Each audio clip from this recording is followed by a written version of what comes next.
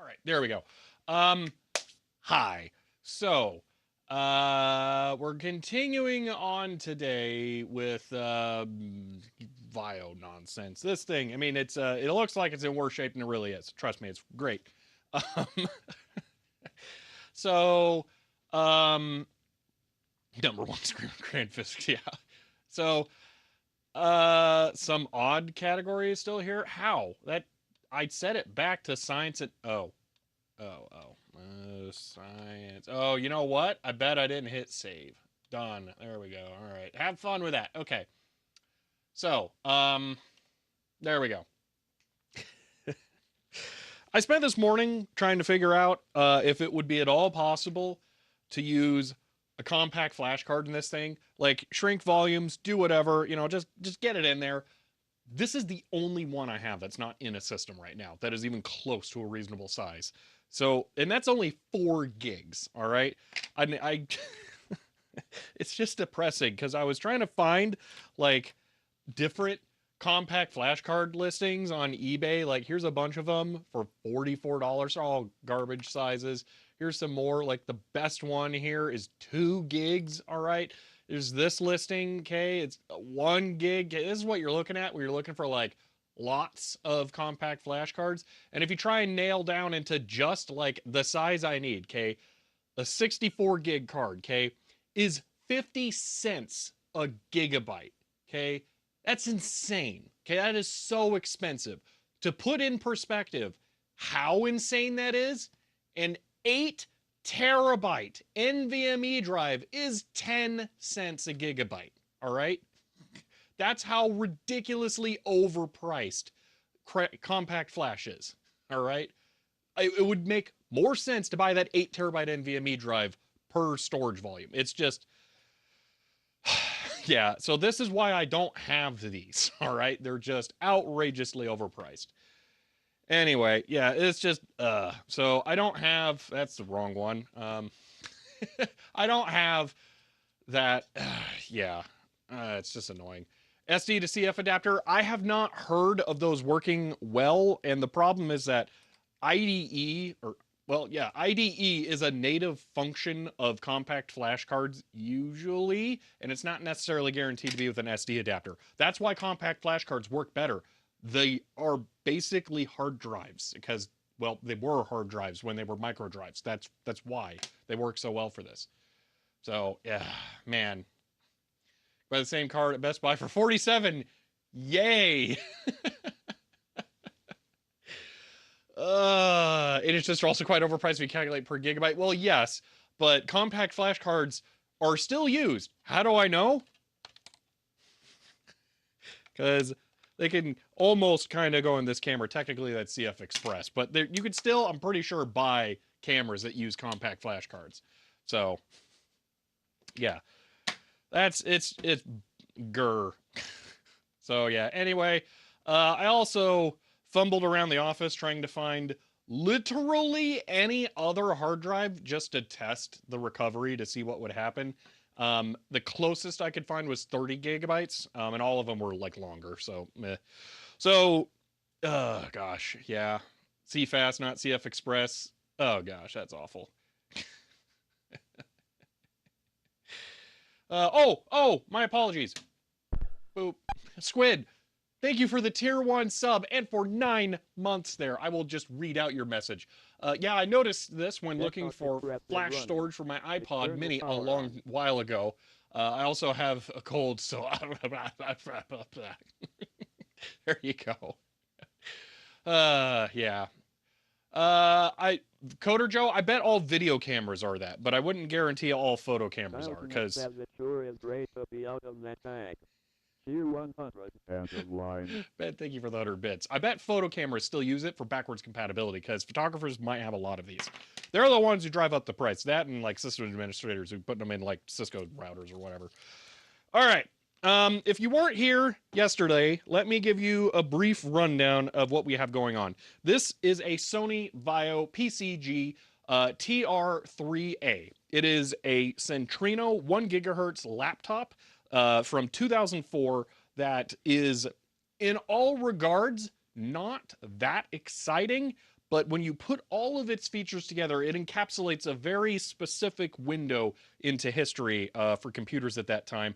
And it's just because of its array of unusual features and the fact that it is essentially a netbook before there was a netbook classification of computers, but it's fully featured to the point of even having an optical drive. So it's kind of ridiculous. Yeah, so we're trying to get this thing fully refurbed and going. The holdup right now, and it's something that is going to be a little awkward to do on stream, is that the hard drive is the original one, works, has the original operating system install and all the software, which is very important, by the way. But it has a bunch of personal files on it from a previous owner that I can't show on stream, so I'm limited with what I can show for right now. But it also includes a system recovery partition, which is unusual for this era, and a program in the control panel that can reset the computer using that. So we're going to put the hard drive back in today and try and run that system restore and get it all back to the original out-of-the-box experience. So that's what I'm hoping to do. Additionally, I will be imaging the hard drive after that, and then I have to learn how to do like a zero fill, Z fill. I don't remember what the program was called. There's something that can erase the empty space on a drive to zero out files that no longer exist. Specifically in the image that I make so that I can upload it to archive.org, because there is nothing archived for this computer. So yeah.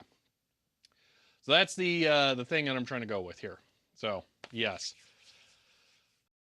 All right. Let's see.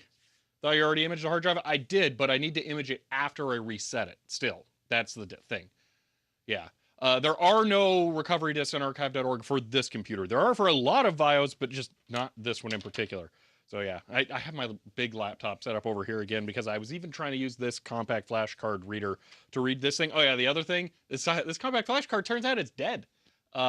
When I plug it into my reader, it actually like shuts it off or something. I put an SD card in here because I was trying to debug it, and when I plug the compact flash card in, it makes the SD card go away too. Very strange. All right, let's wonder what this bracket is. That's cool. Let's get the computer hard drive put back in there, and then we can just see what happens. All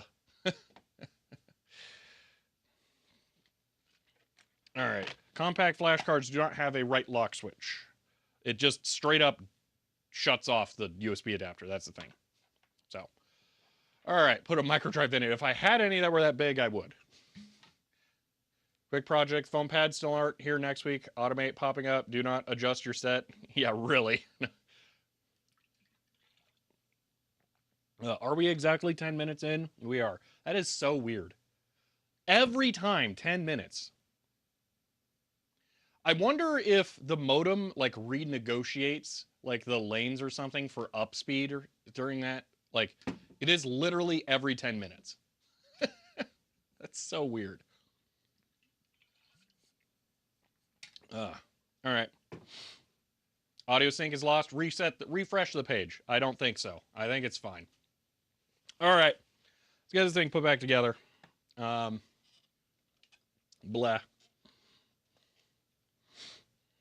Action Retro gave a tier 1 gift sub to Zartic. End of line. Action Retro, thank you for the gifted sub. Oh, thank you for the 5 gifted subs. Holy moly. Thank you so much. Action Retro gave a tier 1 gift sub to Clip 41. End of line. Action Retro gave a tier 1 gift sub to Saltpolis. End of line. Action Retro gave a tier 1 gift sub to UNITFD 3. End of line. All right. Let's work on reassembling this and remembering what these brackets are for. This particular one, I actually don't know what it goes to. Ooh, that's not good. It looks like it could go right there. No, I don't think so. So one of the things that happened, it must go right there. Oh, okay. That provides the actual structural support for the totally a USB-C port there. Okay. See, that's one sweet tiny Vaio. It really is. Oh my gosh, it's so cool. Let me make it pretty for a second so you can see. So, with the tiniest trackpad in the world, all right, and then the keyboard in there, all right, we've got an optical drive, both headphone mic, USB, PCM, CIA, Ethernet, and modem right here. And then there is the bezel for this, but USB, iLink, and whatever the other weird one is, it says DC out. I don't know. Memory Stick Pro, VGA, and then the best. 100 end of line. Semaphore, thank you for the 100 bits. And no, I'm actually in Arizona. The best part is the Motion Eye webcam. That is the name shared with the PlayStation 3 webcam that flips around and has hardware zoom. You can see the lens move up and down as I spin the wheel. All right. And then because this is so like mid 2000s, like early start of creator kind of stuff, it has controls over here for recording, like a zoom button, record button, volume up and down buttons. This thing is ridiculous. So yeah, I absolutely love this thing, and I'm really looking forward to getting it going. Also, that panel, IPS, okay? It looks super inky black here on camera. Let me just up the exposure. Look at how black that panel is, all right? Black is so black on that thing. It is insane. It's one of the best looking displays from this era I've seen. So yeah, I'm really looking forward to getting this thing going again. We just have to do a system restore on the hard drive to wipe out the previous owner's data, and I think we'll be good with all of the original drivers for everything on here. This is a perfect laptop, isn't it, though?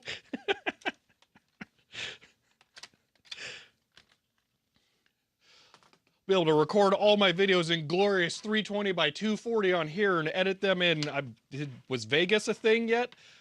Get Sony Vegas version like 0.2 or something?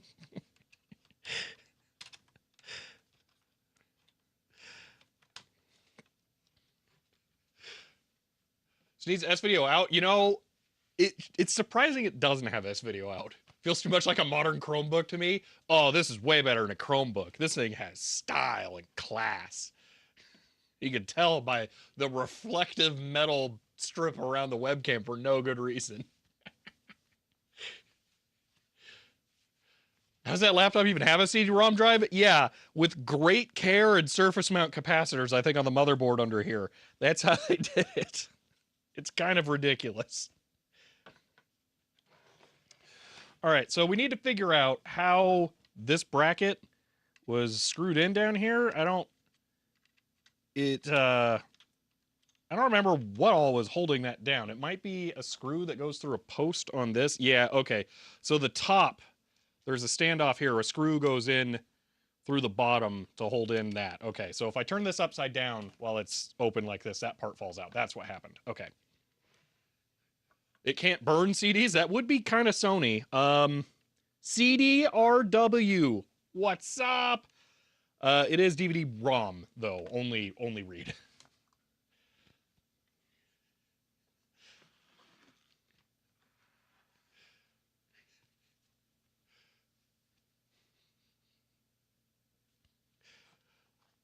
All right, let's get the frame piece back onto here, however this went. I think it's this. All right. So I am really looking forward to having this thing working, though. This thing is hilarious and amazing. And so small. All right. Where did I put the screwdriver?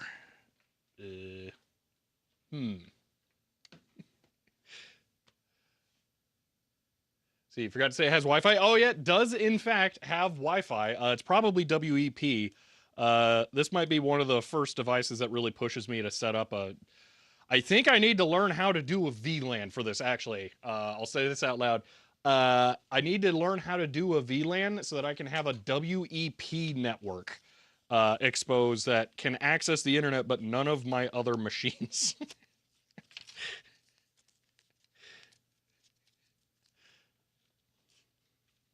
Because I bet this at best does WPA1, and it's just more convenient if you're going to have an unsecure one to just go all the way back to WP.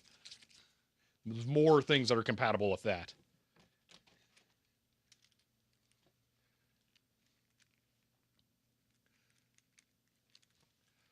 Can your router do guest Wi-Fi? I don't know. That might actually just do it. Maybe. I mean, it's a fancy Ubiquiti UDM Pro, so it probably does that. But I was just kind of figuring it might be time for me to actually learn how to do this. It would kind of make sense in general to have all my vintage PC networks be like that. So it feels like it's not the worst idea to finally figure it out.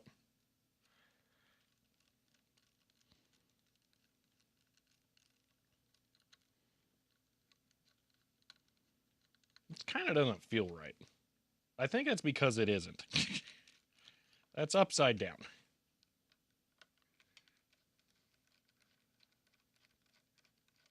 But you can run some classic RuneScape on here? Yeah, probably. Does it have a PSP interface? PSPs just use mini USB, so I don't know what it would be. Actually, you know what? Now that I think about it, it's kind of surprising PSP did not use FireWire. Sony was all about that. They must have actually known that FireWire was a terrible idea and just made the dash or the video cam, handy cam people suffer with it.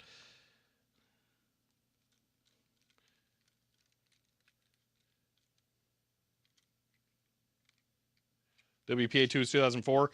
So there is, if I remember correctly, there is a Windows XP service pack feature that can add WPA2, so it might be possible to do it that way. I don't know. Generally, though, adding a WEP network would be really helpful. There is plenty of old stuff that does not support WPA2.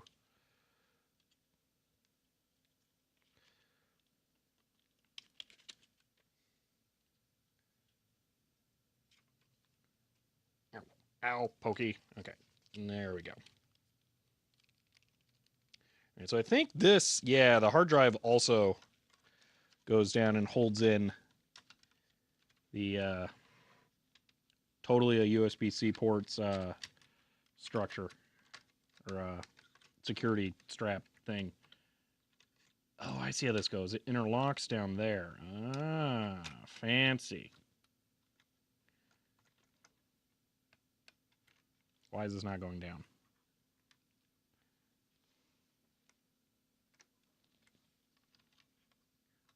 Pull out slightly. There. That's in place. Okay. Whew. See, buy a switch, configure VLAN. Yeah, that's what I'm kind of thinking I need to do. I need to learn how to do that because I don't do networking stuff. I'm not a networking person. All right, that is the hard drive back in there now. We're gonna go ahead and attempt the recovery partition stuff just on the original drive here in a little bit as soon as I get it reassembled, which I don't believe is going to be too hard. Why is there one screw here? Oh, I bet that was on the top, wasn't it? Yeah, probably. All right.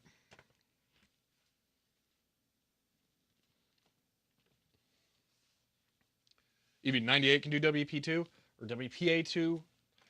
It's more handheld devices like pocket PCs and other things like that that I'm really concerned about. Wait, what is this screw for? Hold on. Oh, it's that. Oh, okay. All right. Is there anything else? No, that is it. Okay.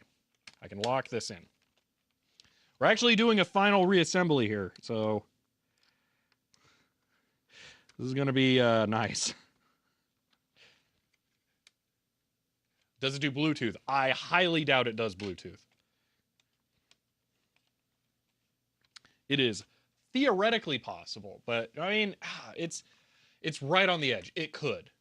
It could, but I would be surprised. I think it would have to talk about it on the bottom if it did, so I can just look. GBIB wireless. Well, it doesn't even mention Wi-Fi, so maybe that wasn't a thing.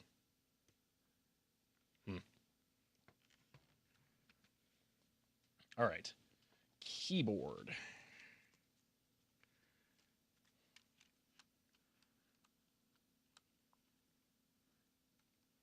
This is not a horrible computer to work on, by the way. This is actually kind of nice. As far as like reattaching the keyboard and stuff. It's pretty tame. I didn't quite get that in the way I should. Should tuck that in and then put the connector in place.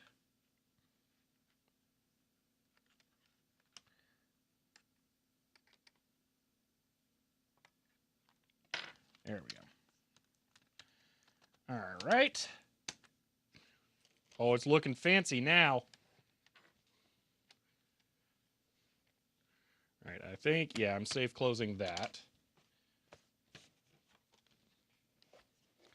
All right, we got 4 screws that go along the back that are the short ones. Then I can put the rubber feet back on.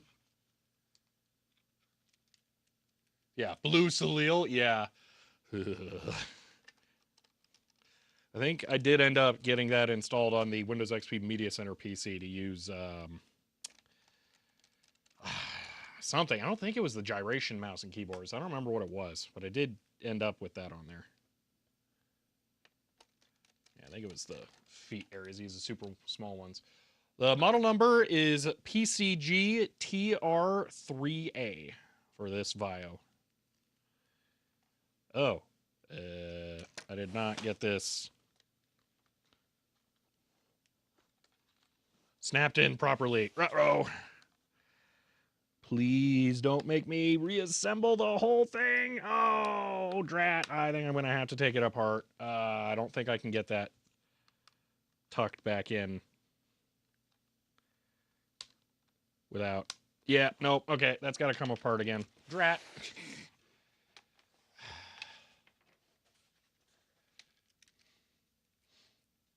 Intel, I don't see why Intel basically Hackintosh would work on this thing or why it would matter. It's a little odd. I'm gonna go with no. I think generally it's pretty hefty system requirements.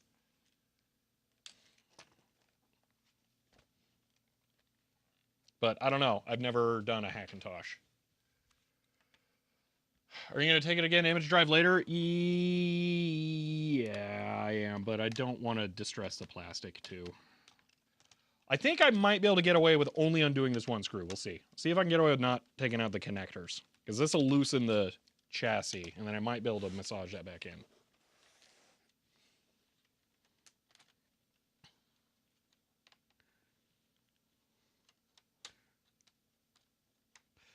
Problem is I can't turn it upside down to see those, because then the like the you know, the thing that I totally keep intentionally calling the correct name gets disturbed.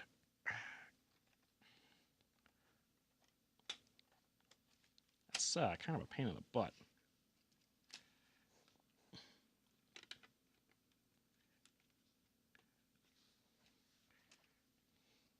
It would be really cool if I don't tear the keyboard cable. You know what? Let's take the safe option. I bet those are impossible to replace. All right. I can put this on its side. I gotta tuck these in. They don't want to, though. Come on. It's one. Oh, come on. You know you want to. There we go. Okay.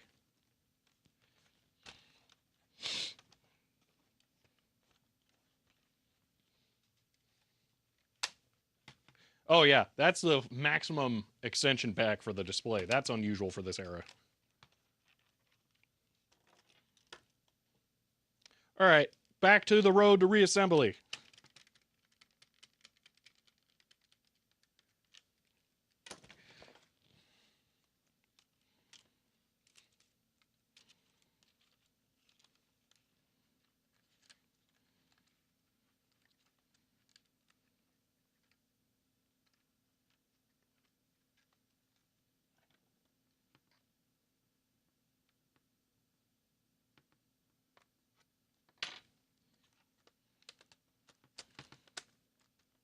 All right.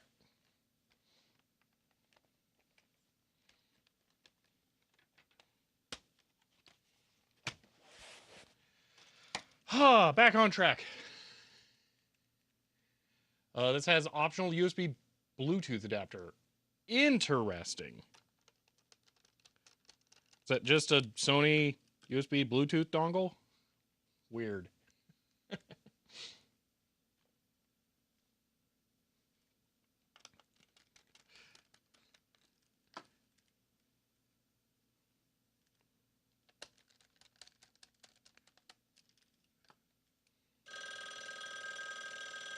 That's a phone call.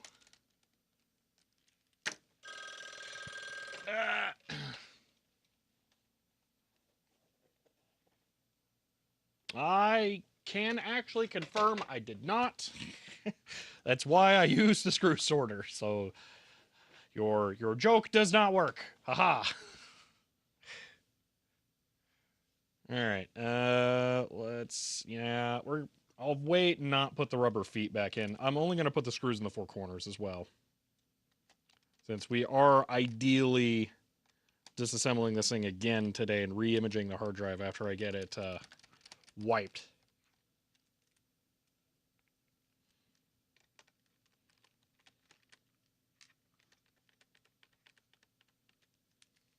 Should have mentioned the thermal paste. That I care more about. That I might do. We'll see. I think it should be possible to check temps on this thing. So.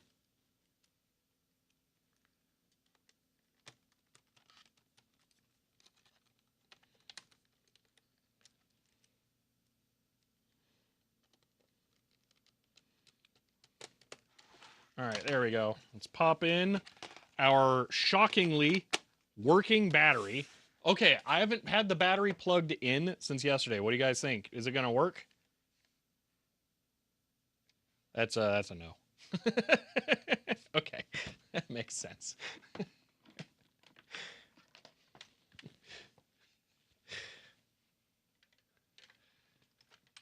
Yeah, probably going to need new cells. So,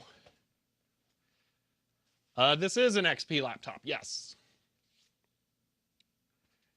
All right, waiting for the power supply. Okay, it's at 16.8. I'm going to turn that down just a tad. 16.5. That'll be good. All right.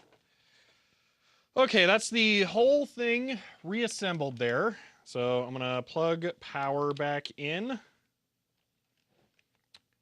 And and fire it up. And we're going to drop into safe mode and do the system recovery on this thing.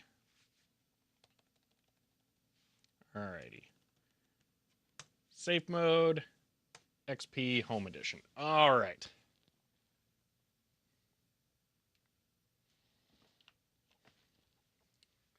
Now I am going to blur this on you all for just a second while I get past the login screen. You're not missing much. It's going to show two users. One is the name of the person who actually owned the computer. One is administrator. I'm just going to be clicking administrator and logging in to that. Oh, or not. I thought it did. Should complain about the time, and then should... No, there we go. Now we're going to get login screen. Okay. Oh, if I put the CPL on here, I can just at will hide the display from you.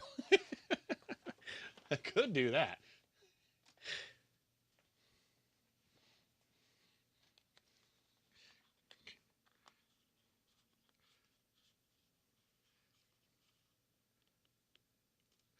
Whoop. And whoop. There we go. Yeah, set clock has been redeemed a bunch of times. We hadn't been at a point where we could actually set the clock, or I think maybe once we could have, but I forgot. So, all right, here we go. We are into safe mode. All right. Logging in as admin. I think I can change this in the BIOS settings, by the way, to not have 640 by 480 be squished in, but I also kind of like that it's like this, so I don't mind it too much.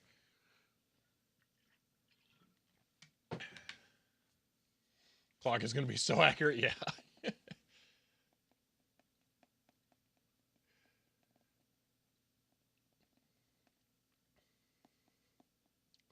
Resolution for hands. API test should not be enabled. I keep forgetting to disable it. It's just for me to send a command that'll trip the deck talk or something. Yo, computer, gonna show me the start menu?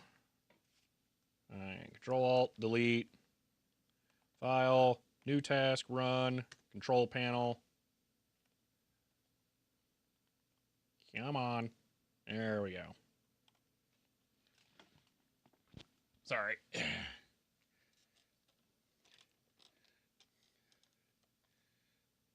This is going to look weird because it's so black around it. You can't even tell that it's like a monitor. It looks like video capture, except for the moire.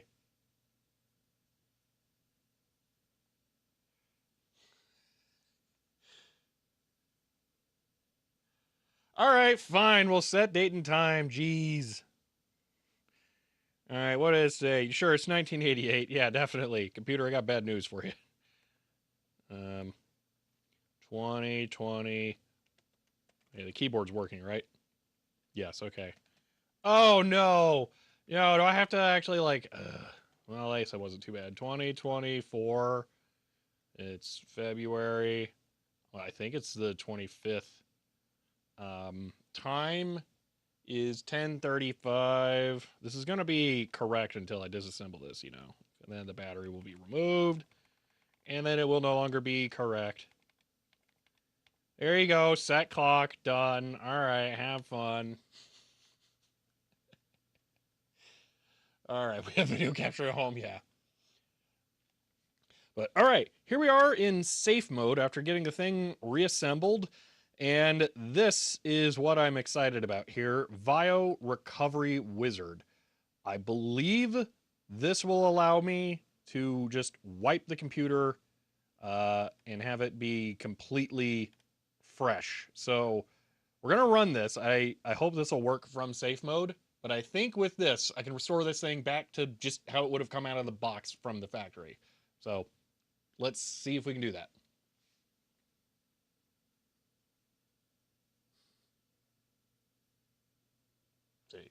Catching up on chat. Okay. All right. Create recovery media kit. Create a recovery media kit CD and What? Bonus objective. Bonus objective.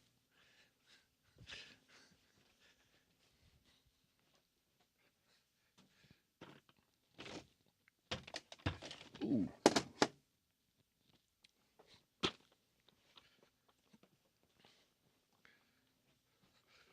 About to find out if this thing can burn CDs. Create media kit. Yes. BioWizard has detected a CDRW drive. Excellent. 9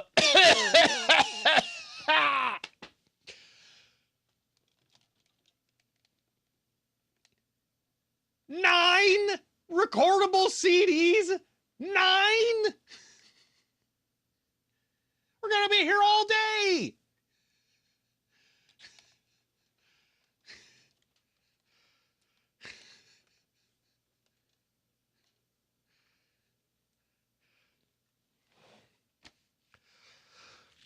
Well, let's get started. Good thing I got a bunch. Oh, yeah, that's what I saw going on with the display earlier. Hopefully that's not a big problem. Yeah. Okay. Oh boy. All right. I'm curious how many of you share the rule that I have. All right. I'm curious. Can you tell me what the rule is that we're about to do here before I even do it? Okay. So we're gonna go next. It automatically ejected it for me. Oh gosh. CDR spindles always have that smell. There is a distinct smell there. So write on the CD first. That's a really good rule. That's not the rule.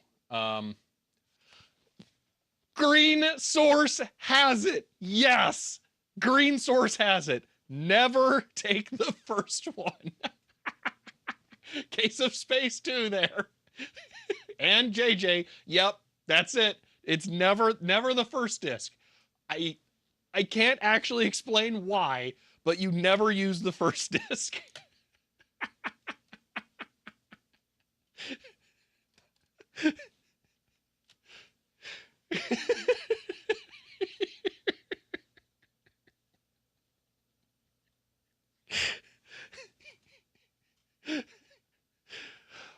Yeah, the first disc is slightly more likely to be scratched for some reason.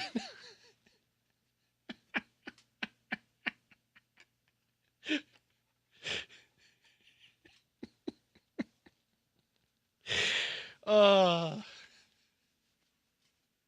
Totally, I never thought about it yet. All right, so we're gonna start this, and there it goes. It's burning the CD. That's awesome. All right, I'm gonna find a marker that's good for actually labeling these discs. Am I gonna use a fancy one? Oh, I don't want to use a fancy one. Now I gotta have like good handwriting. All right. See, not that one. That's the Uki one.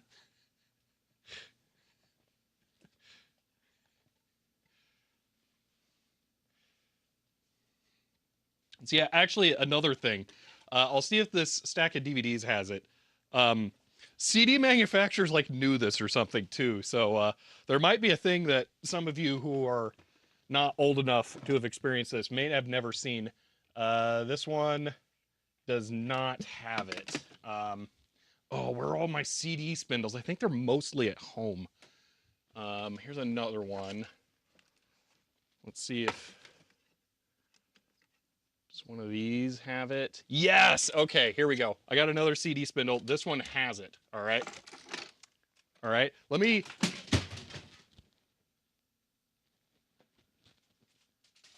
Oops. Okay. Here's how prominent this was. Okay.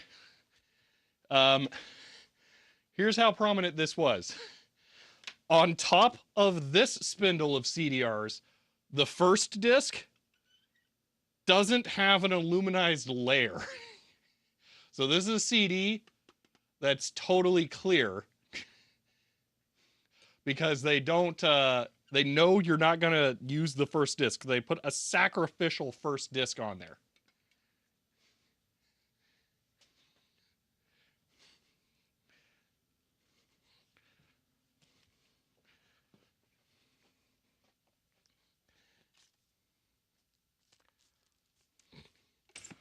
So what happened is a manual KVM fell off of some stuff I had piled up that I just put on top of that desk that was suboptimal. Dumping on the desk now, yeah, okay. And so computers Best Buy at the time, I was disgusted that we charge extra for Geek Squad to create recovery media for the customer. Then I'm older, it seems as 9 discs. I think I could agree with the $29 service. Yeah, really. Uh, does it still work? The KVM, it's literally a box of wires with a switch. It should be fine. Seen them put one of those at the end too. I don't know if I've seen that, but that would make sense too. All right. I'm going to label that one a little more fancy, but the rest of these I'm just going to label Vaio and then number series. This said of 8, which is confusing. So I'm wondering if one of these are going to be like 8 data disks and then a 9th like initialization disk or something. So I'm going to just label this Vaio for now. I'm going to even try and spell Vaio correctly. It doesn't say Vaio anywhere on the top. Huh. Well, it's video audio interface output, whatever. So easy enough to remember. So this marker sucks. I hate this marker. Okay, let me go find a different one. Burn to the iod. You know, that's an interesting idea. That might have actually worked. I don't know if the iod reports as a RW or a writer drive, though. It's an interesting idea. I think that's worth trying in the future. Personally, I don't mind having a physical backup of this stuff, so burning actual CDs is not the worst thing. Found a good marker. Bottom disc always got scratched? Yes, that is a universal truth. So something else that young whippersnappers may not realize. Let me write this label here. Oh, this is terrible now. So I'm doing it in the space of the thin marker. There we are. All right, so here's a lesson for young whippersnappers. All right, so CDs, the hub is actually thicker, so you can see the hub through the CDs from the side. And if I pinch the CDs on the spindle, you'll actually see that they'll tip to one side, because theoretically they're not supposed to actually be able to touch surface to surface. Records were actually produced in the same way. The center hub of the record is supposed to be slightly thicker because of the sticker, and you would not technically touch the media portion next to each other. Yeah, CDs shouldn't, in theory, touch each other, but yeah, the bottom one on spindles usually gets all scuffed up.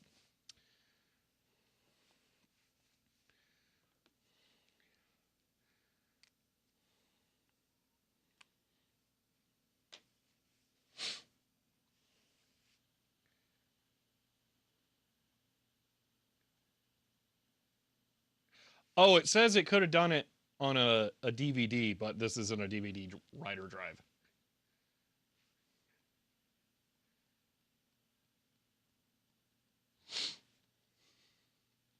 Never knew that about CDs. See, that's the fun of coming to these streams. You learn all sorts of weird nonsense that your brain absolutely did not need to retain.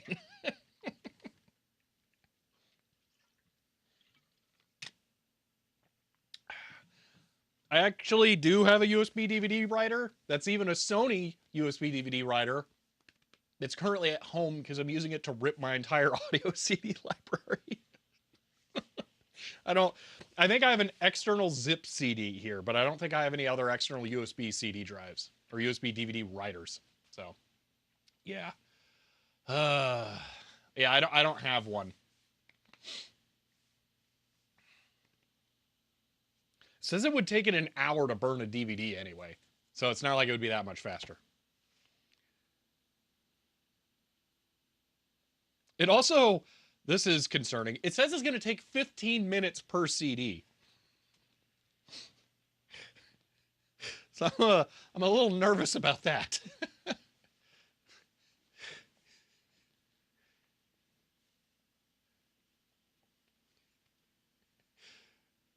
You take CDRW and write new disk sessions, take documents to school.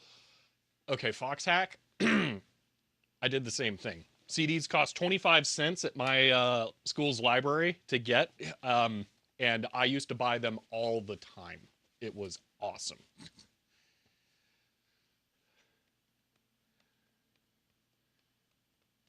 This one of those programs that disables the recovery. Ooh, that would be evil, Hellencroft. Ouch.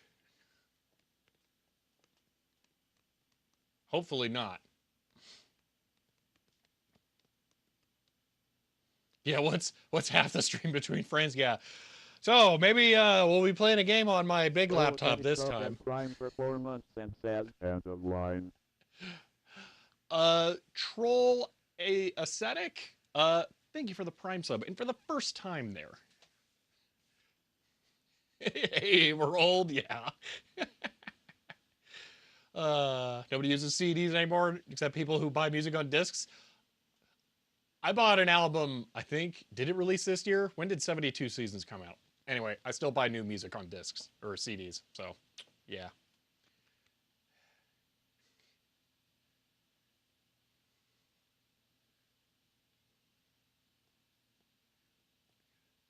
Haven't burned a CD in a week, yeah.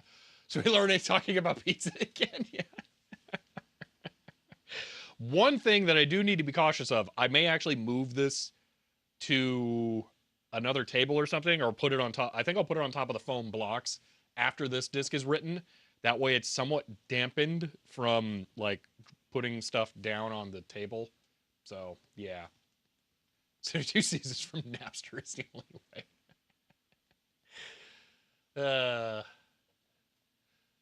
See, would it be quicker in emulating CDR? So I don't think there is a way to emulate CDR, Wesley. I am not aware of anything that can. The iOD cannot act as a write drive. So, what do I think of 72 Seasons?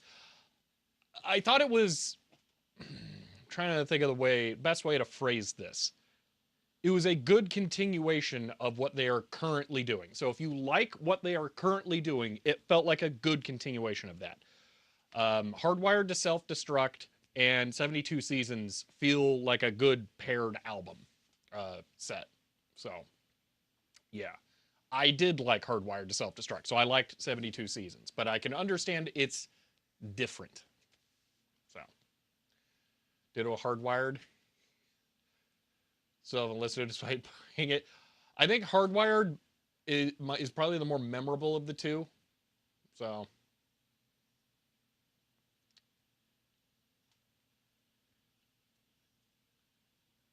firm believer, and you don't own it if you don't have it physically. Agreed. Yes. What's the next plan? Yeah, while this is going, well, first we're gonna wait for this CD to finish, so that I can put this on the table or the foam, and then we can be slightly more carefree about what we're doing. Actually, what I'm gonna do, I'm gonna grab a different piece of foam down here. This one's even softer, should dampen it a little bit more. I am mildly concerned about suffocating the thing, so I'm going to put it on top of something hard on the foam. How about a clipboard? That seems like a good idea. Maybe not that clipboard. Let's see. Records are overpriced, used CDs are cheap and take up less space. Dude, CDs are worthless. It's amazing. If you want a discography for a popular artist, you're looking at spending like $50 for an entire discography. That's hilarious. After I finish ripping all of my CDs, I plan on going to like Zia's or something locally, which is a record store, and just going in like a big spender and dropping like, oh man, maybe $200 and walking out of there with like 50 CDs or something. I don't know. All right, I'm looking at a CDRW drive. That is the iOmega zip CD drive. I don't think I have any other USB. Well, I have a Firewire Yamaha drive, but I think it's CD only. Yeah, it's CD only. Firewire DVD drive would be hilarious. Oh, wait, the Sony one is actually. You know what? I guess that makes sense. It's a shame I had to take it to the office or home. CHDER 100. I'm curious about the depth for the end of line. End of line.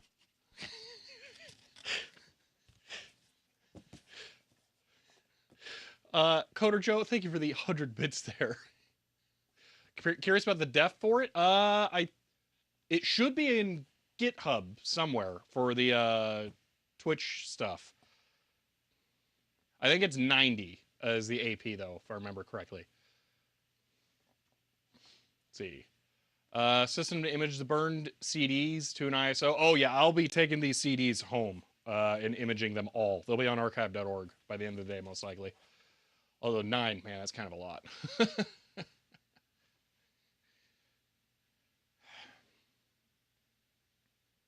Worthless CDs. That does include all of the Halos. Yes. Yeah, as well. I mean, the only Halos I don't have are We're in This Together, and I really want to say there is a Halo off of the Fragile called Still, but I tried to find it recently and I couldn't. I'm gonna look again actually.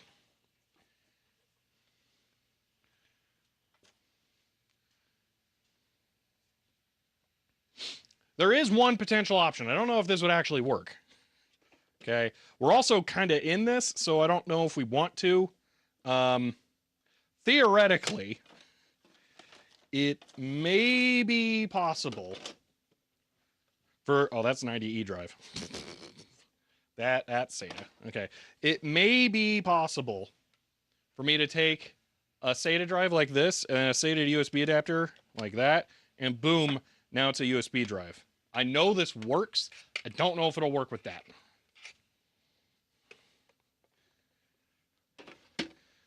I'm personally inclined to just let it go with the CDs. I don't think it's going to be that bad.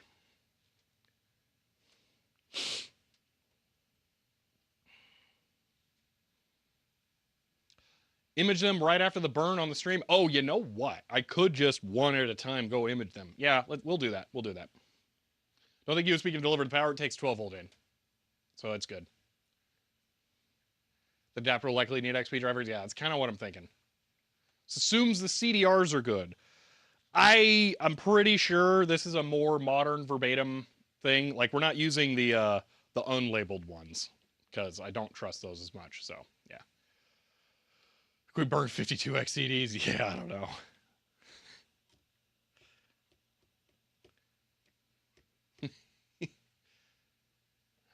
Let's see. Who just came in? What'd you miss?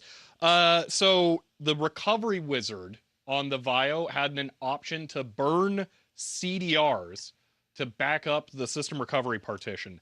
So we're doing that.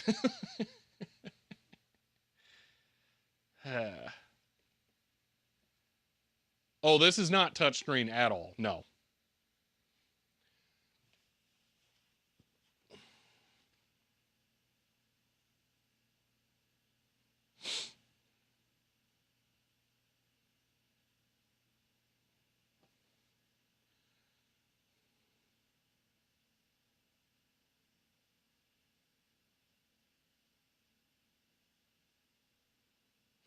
I am extremely inclined to just use CDs, by the way. I think I'm going to just go with CDs. It might take a little longer, but I think this is the better way to go.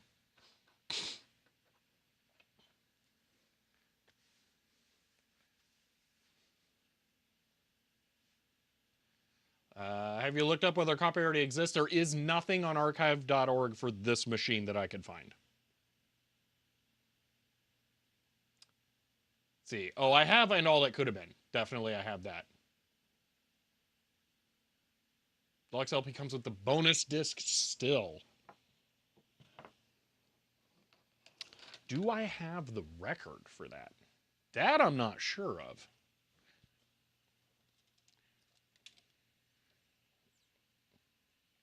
Here's a progress bar. Conveniently, that gives me space to play with the laptop.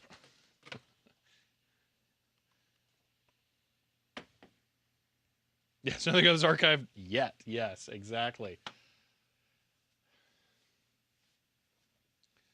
Remember selling these when we worked at Fry's? Ah, cool. They're weird, aren't they? Could CD DVD be emulated on SoC device that takes SATA? I'm not aware of anything that does that, but it could be possible, especially with how abstracted SATA is as a protocol. Oh, oh, oh.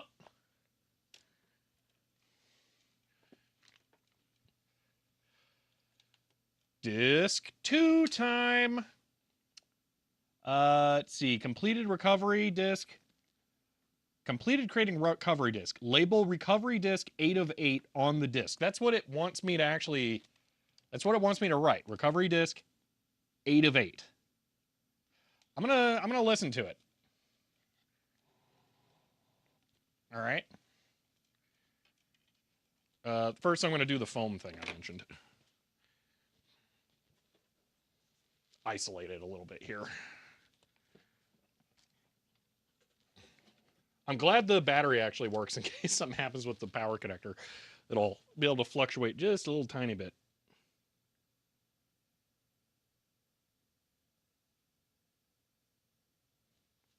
All right. Okay. Let's label a CD. Also, for those of you young whippersnappers who've never burnt a CDR, you can see where the data ends on a CD. So the blue area, man, that's really hard to see on camera. Polarizer, can you help me at all here? There we go.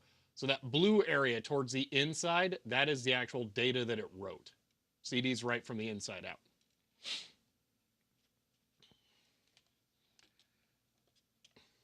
Made these this many times? Yeah.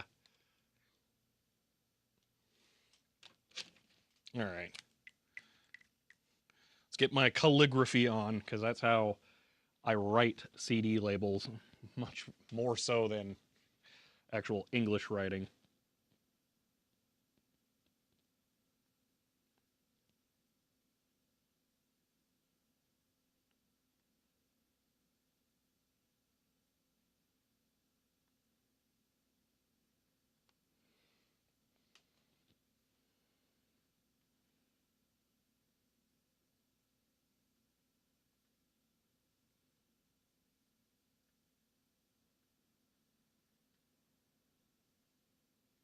It wants me to write recovery disk 8 of 8, but like the disk part is inherent.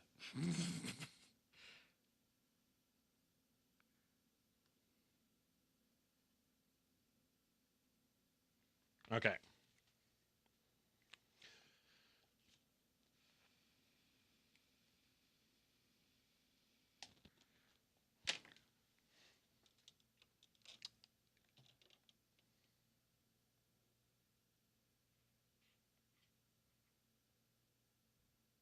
All right, we're going to continue. I assume it's going to tell me to put in another disk. Okay. 7 of 8. Okay. Next disk going in.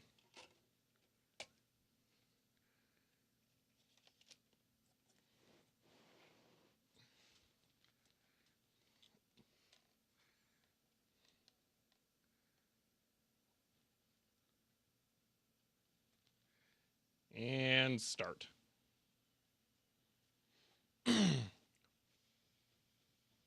Disk 9 is boot. Yeah, that's what I'm thinking. Something like that. All right.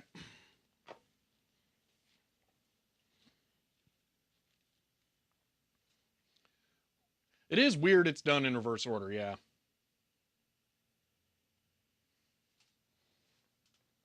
Don't you want to write the model number? I'm going to write the model number on the first one. It'll be fine. So, I have more deluxe crayons. I actually don't have the surface here today, so. All right. While this is going, I'm going to look up the Nin Halos. All right. So this is pretty much just for Desiac here. Okay, no one else is really going to care. For grins and giggles, okay. So this is every Nine Inch Nails album. Okay, I'm just gonna check and see which ones I may or may not have. Check, check, check, check. Yes, the LP box set. Check. I have both the European and US releases. Check. Check. Although I don't have the mini disc version of this. By mini disc, they don't actually mean mini disc. They mean small CDR, like the Panda ones. I don't have that yet. I really need to get that. Mine does have the 99 tracks though. Okay, fixed. Yep. March of the Pigs. Yep. Downward Spiral. Yep. Deluxe edition. Yep. Dual disc. That LP. You can't have an LP dual disc, but I. Oh yeah. No, I don't. No, I don't think I have that one actually. Let's see. It is DVD-ROM, not DVD-write. So, not a huge fan of stuff after With Teeth. Oh man, you need to listen to Year Zero remixed. Yeah. Oh wait, did Year Zero come out first before With Teeth? No. Yeah, you need to listen to this. Oh my gosh, that's amazing. Year Zero's good. This is better. Anyway, let me double check here. Okay. Don't have that. Do have that. I have two variations of this. There are two different versions of that. Oh, yeah. Okay. Yes. So the international version I have as well. Check. Closure VHS. Yep. I actually have that sealed. Day of the World One Away. Okay. So I have this on record. Okay. I have the 12-inch single for this, which has different artwork from the CD version. Okay. This is really good. But I'm not kidding. Okay. I have like 6 of the CDRs brand new because I found them all at Goodwill one day. And I was like, well, I'm not leaving these here. They were $2 each. I'm not going to wait until they all get thrown away. So I have like 6 copies of this on CD. I have the original version of the Fragile, and there's a later version, I believe, that was also re-released. So we're in this together. This is what I don't have, all right? Comes as 3 separate CDs that include bonus tracks left off the final studio album out of the Fragile, but included on the vinyl release. So there are 3 versions of the CD, okay? It's not like 3 different ones that are like 3 different copies, okay? In different regions in Europe only, okay? They released different versions of this that contain different songs. I hate that, okay? So they're only in Europe, and there's 3 different ones you have to collect to technically get this. So I don't have that. Things Falling Apart. Yep, I do have that. Although I don't remember what the cover looks like. Oh, yes. Yeah, definitely has that. That has memorabilia on it, if I remember correctly. No?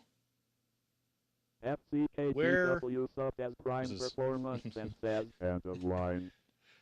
FCK, thank you for the Prime sub there, and for the first time. I don't have any empty Panda discs yet, no. And all that could have been, I have it on DVD and CD. Still, bonus CD. Oh, okay. So technically, kinda. Oh, it might actually be in my DVD. I have the DVD here. Let's just look. Is it in there? Could I have ripped it this whole time?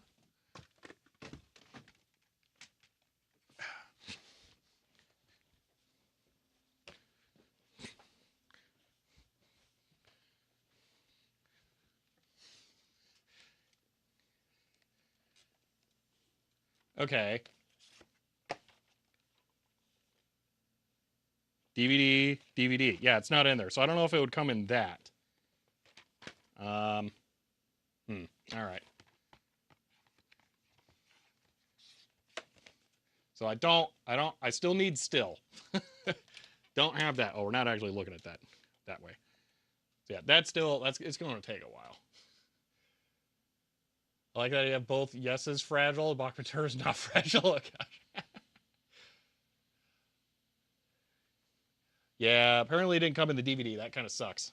So I do need this, but I would not mind having the record. So maybe I should try and find that. I'm sure it's affordable. Okay, The Hand That Feeds, check. With Teeth, check. Dual disc with teeth? I guess not. I'm not 100% sure which one of the two I have. Only, yes, I do have. I also have a different only non-Halo remix EP that's really good. Every Day is Exactly the Same. Yep. Beside You in Time. That I don't have. I didn't know that had a Halo. Oh, I think I'm too late on that. Ooh, that's... I didn't know that had a Halo. I kept meaning to, but I didn't get around to it. I think it's kind of stuck. Beside You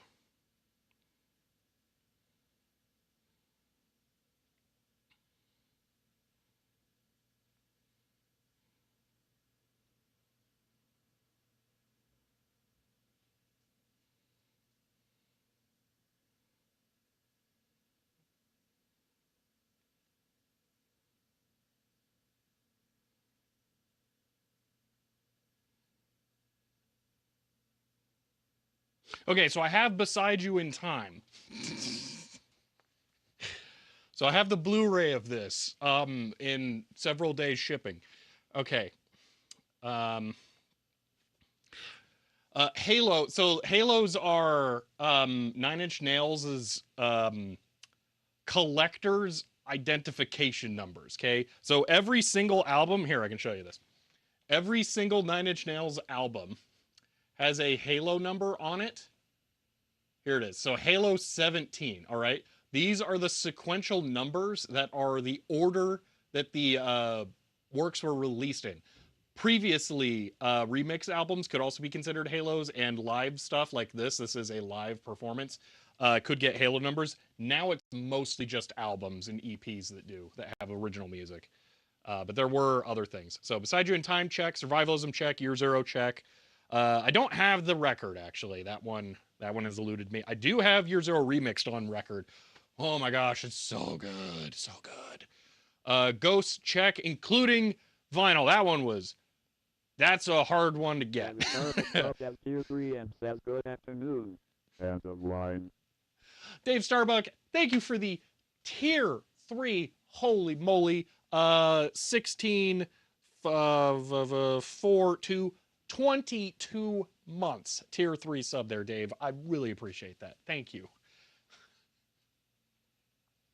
So I know this is like super duper boring. You just got new speakers and listen to Halo 5. That will be actual. Oh, yeah, yes. I mean, I'll say that for pretty much all of them, but yes, definitely. I don't actually. 2,500 copies each signed. Whoa, didn't know that existed. I'm not gonna try and track that down. That'd be crazy. The slip, yes, I actually have 2 or 3 copies of the slip on vinyl because there was a little while where Amazon. Here, let me see if I can find it. Okay, I might blow some of your minds here. If you are the kind of person who's trying to get something like this. Let's see. The slip.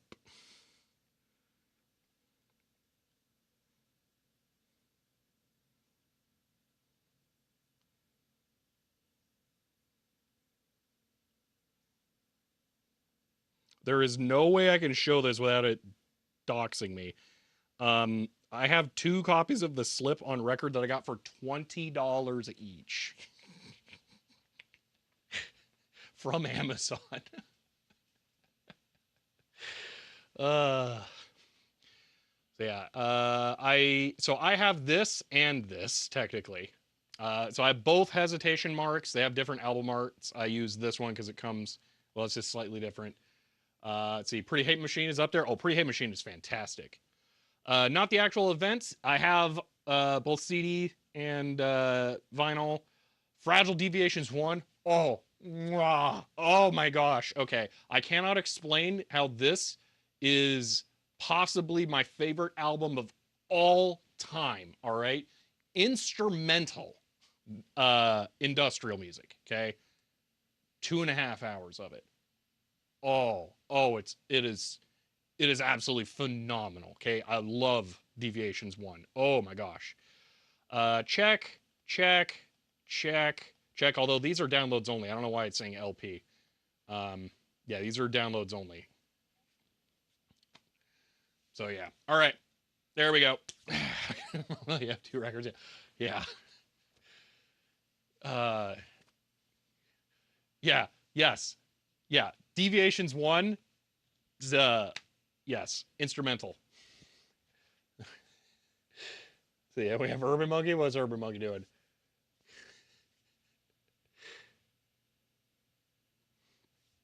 So let's see. Haven't heard any Nin past hesitation marks? Got to check that out. So this is just the Fragile, but with all the lyrics removed, and then a bunch of extra stuff. Not included in here. I thought Recoiled actually had a Halo. I thought it was given a Halo.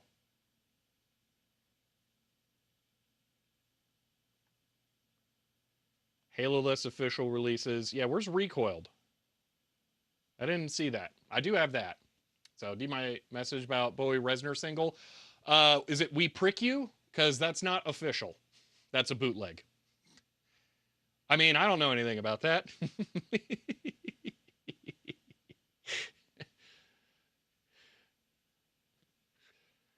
But I didn't see your message.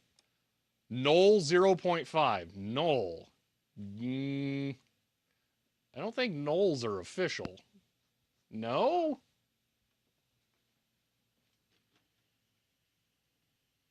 Afraid of Americans. It's not listed on here.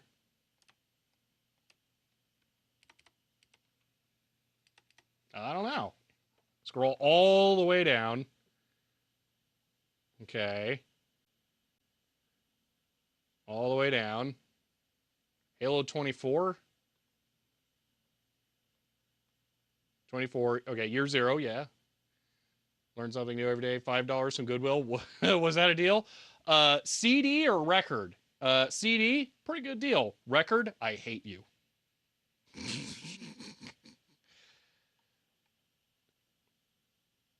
Oh, Knoll numbers. Oh, with Atticus Ross. Oh, yeah. So I don't count those. Sorry. I don't count those.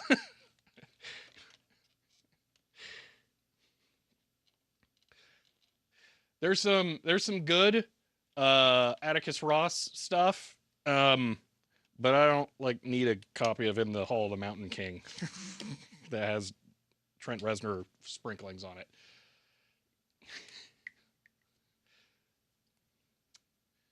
See, it's a remix. I think it's full album. All right. Yeah. So Bowie and Reznor were good friends. Yeah.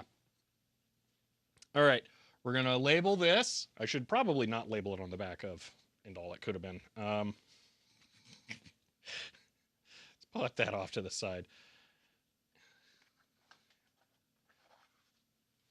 What about the social network soundtrack? Yeah, it's fine. It's not what I'm after. I will say I do have it on vinyl, but that's not don't. Okay.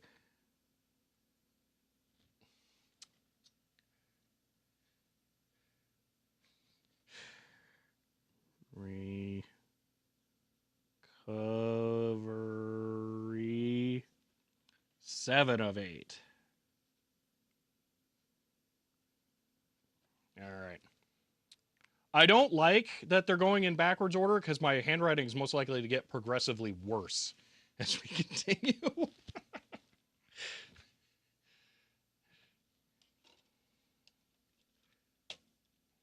All right. Next. Okay. 6 of 8. And go. I may have wanted to let it spin up a little first, but oh well. It's actually in reverse order. Yep. All right.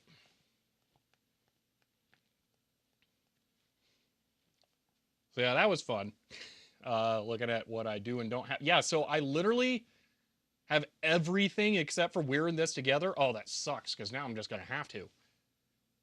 Dang it. There goes like $60. Because then I'll be able to say I have all Halos. I mean, drat. Yeah, we should get ripping CDs. Yeah, it'll take like 1/10 the time. You know what? Let's wait until we got 3 because it's really not going to take that long. All right. What are we doing next?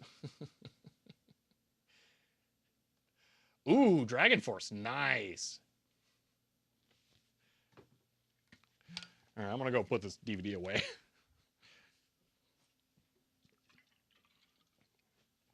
I forgot why I have this here. For some reason, it's in my collection of test discs.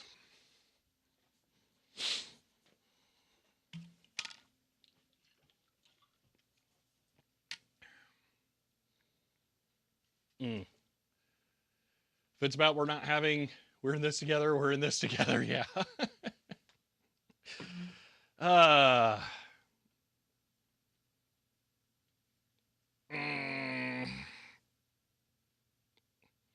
See, imagine being able to handle loud crowds. Yeah, that's it's not really my thing. I have been to one concert, Poodle Hat. So yeah, that's it. And that's a much more mellow crowd. Mm. All right. Ooh, this is fun. Yay, writing CDs. Woo.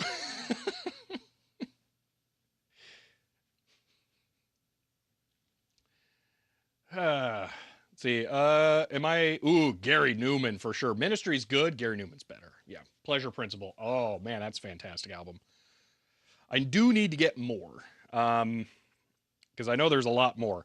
And if you like Gary Newman, I would recommend if you want to try something a little before him, kind of as abstract and electronic, Vangelis. Start with oh my gosh, is it Signals? I want to Spirals. Start with Spirals. Mm. CD burning any percent, yeah. Can we start imaging 8 inches? No, I'm not really set up for that. I don't have the Grease Weasel Connect and all that stuff. So that kind of stuff, I usually set up the drives and things before we do a stream like that because I move parts to different places. I'm not set up for that right now. The power cable's not connected. I don't have batch of discs that I'm ready to rip. So yeah. Does it really not have Wi-Fi? Oh no, it has Wi-Fi. It has a physical switch on it to turn Wi-Fi on and off.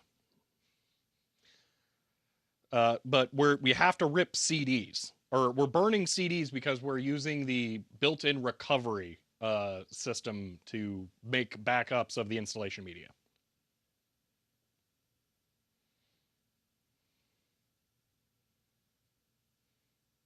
So how's the recovery going so far? We have not even started because we found out that it has the ability to write recovery media from within the computer using its recovery partition. So we're going to do that, and we're going to image all of that and get it up on there.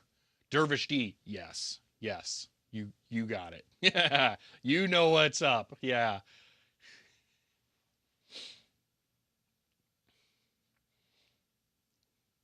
So we need an on-screen disc counter for those of us distracted by other nonsense. Yeah. We're doing the bonus objective.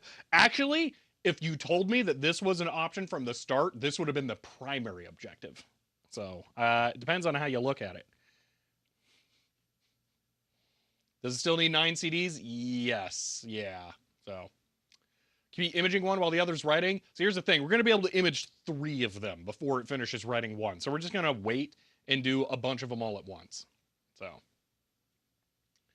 Proto Synth Pop from the 60s. Check out Silver Apples. Ooh, interesting.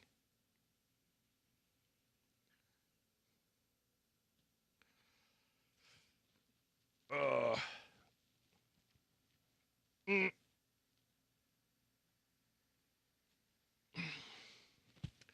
See, if you can't read one of them, why continue? I mean, I'm pretty sure we're gonna be able to. We'll find out after this one. We'll do them after this one. The problem I can see with multiple discs is a chance for error physical media as opposed to one DVD. That's true. The biggest downside to that is that we can't skip discs. I think if we have to go back and rewrite one, but I really think we're gonna be fine. I really do. Gonna put all 9 of them in one. I mean, I'm gonna upload all 9 of them to onearchive.org listing. Yes. So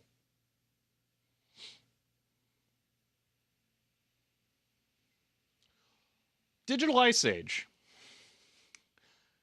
I I'm now realizing something. There might be, based on what you're talking about here, there might be something that you may not know about that would be extremely up your alley. Um, are you familiar with music from mathematics?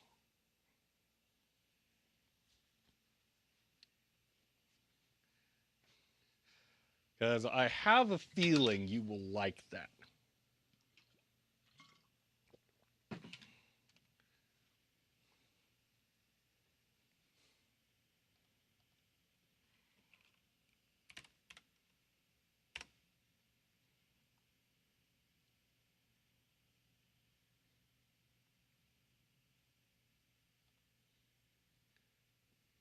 You've heard of it? Okay. I'm not saying it's amazing, but it's really cool.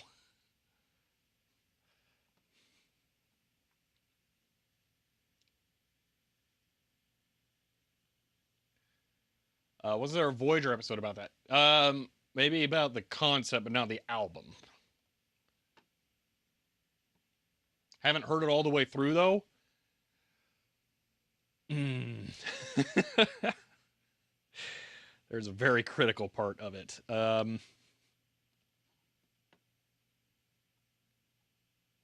have no idea where it's going to be on this.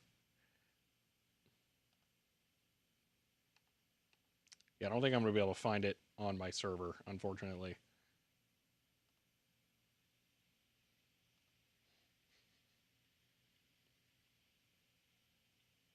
Yeah. Oh well. Didn't realize it was an actual album. Yeah. Um, it's an album significant enough that the instant I found it existed, I had to have it.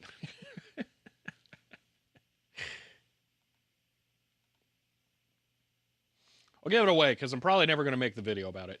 Um, Music from Mathematics is an album composed on an IBM 7209 mainframe, if I remember correctly. And the thing is, it is mostly bleeps and bloops type music that's just like a conceptual, like, look, computers can make music. Um, but one of the things that they did, and this is from 1962. Okay, I want to set the stage here. I believe it's 1962. Because there's a thing that came out 6 years later.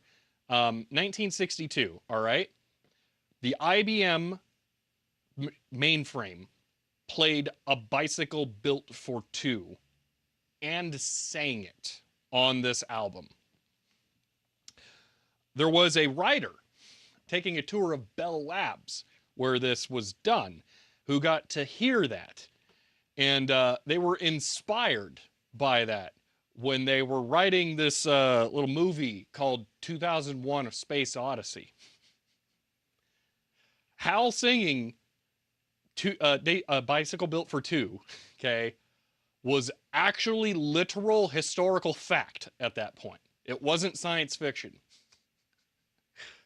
Matter of fact, the majority of that movie is based in science fact. It's kind of crazy.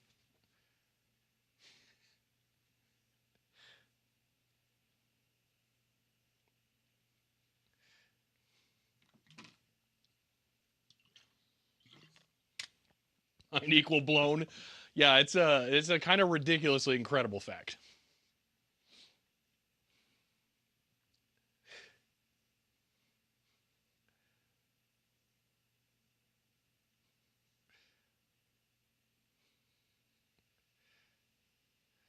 Are we nearly done with 6 of 8? It says it's got 1 minute left on this disc, and then we will go start ripping them.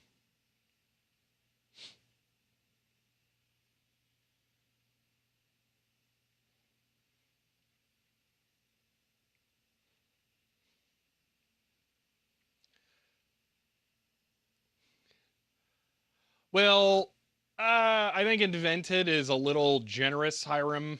Conceptualized is a different thing. That gets a little murky. So, an XP IBM ThinkPad would be much easier to work with. It's not about easy. Matter of fact, if this thing was easy, it wouldn't be as interesting. It's about it being weird. That's what it is. ThinkPads are not weird. They're good. Don't get me wrong. They're solid workhorse machines. They're going to be reliable-ish, and they're going to be well suited to work towards what most people want.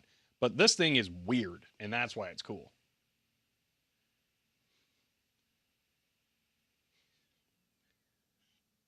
Does a ThinkPad have a webcam that you can just flip around like that?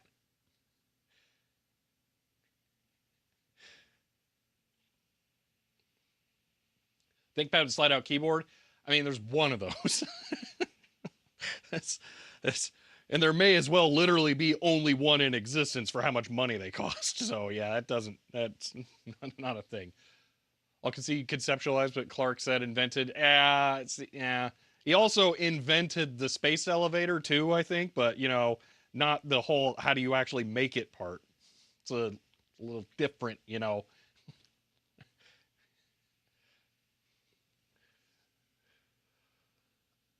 Yeah, I've seen about the Q1 computers. I feel like people are stretching the definition of like personal computer or desktop computer a little hard.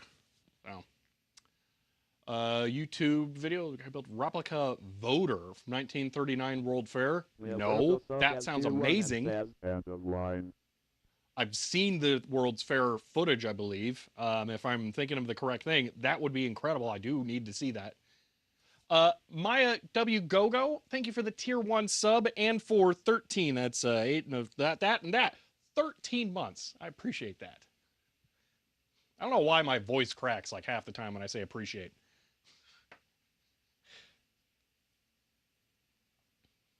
How many discs are we at? We are currently writing the 6th disc out of 8, but that's not, we've written 6 discs. It's backwards. So this is our 3rd disc. And yeah, it's 3rd because we believe it's going to be 9 because it said we'll need 9. 1 is probably going to be a like boot or reinstallation media thing. So strange computer time. When are you going to get a Cobalt Cube? Is that what you call it when you get a bunch of Game Boy Advance SPs and you stack them all up? I don't know what that is. But you want to talk about cubes? I mean, we could talk about cubes. We could talk about cubes.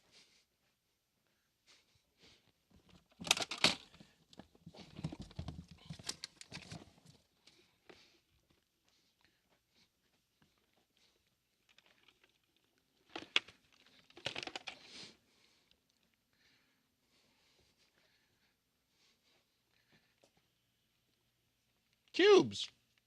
Yeah, there's cubes.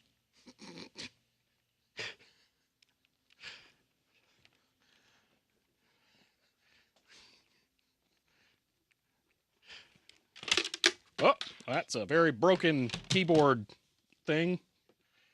Ah, there we go.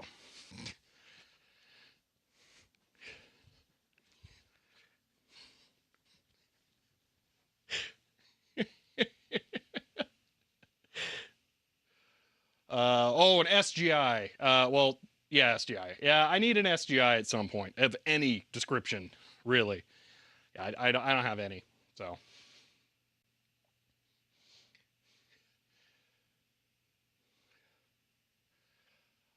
I'm familiar with Lookma, no computer DZAC, but I have not watched a lot of their stuff.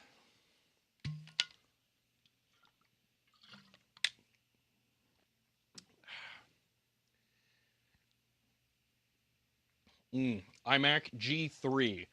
That's, I'm trying to remember what that is.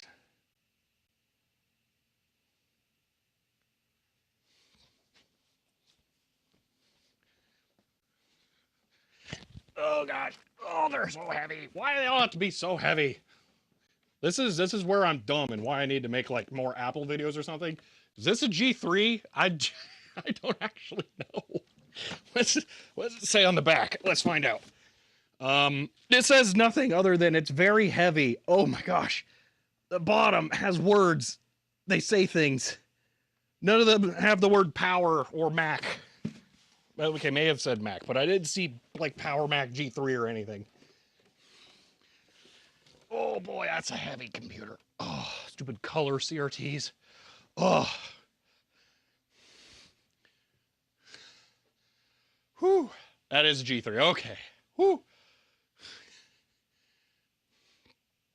Oh man, colored ones. Well, I think there's different versions of them, aren't there? Oh, look, another CD.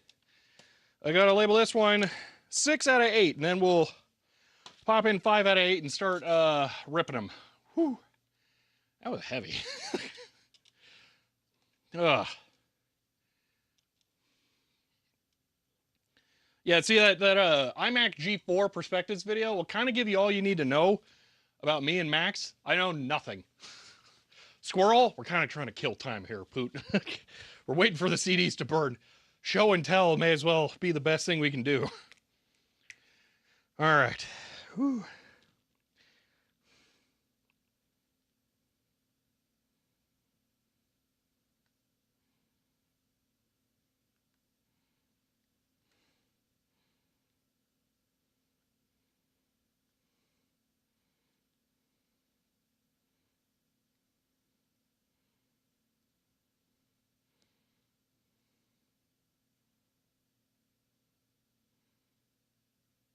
Well, said they were going to get worse, but that one's actually better than the last one.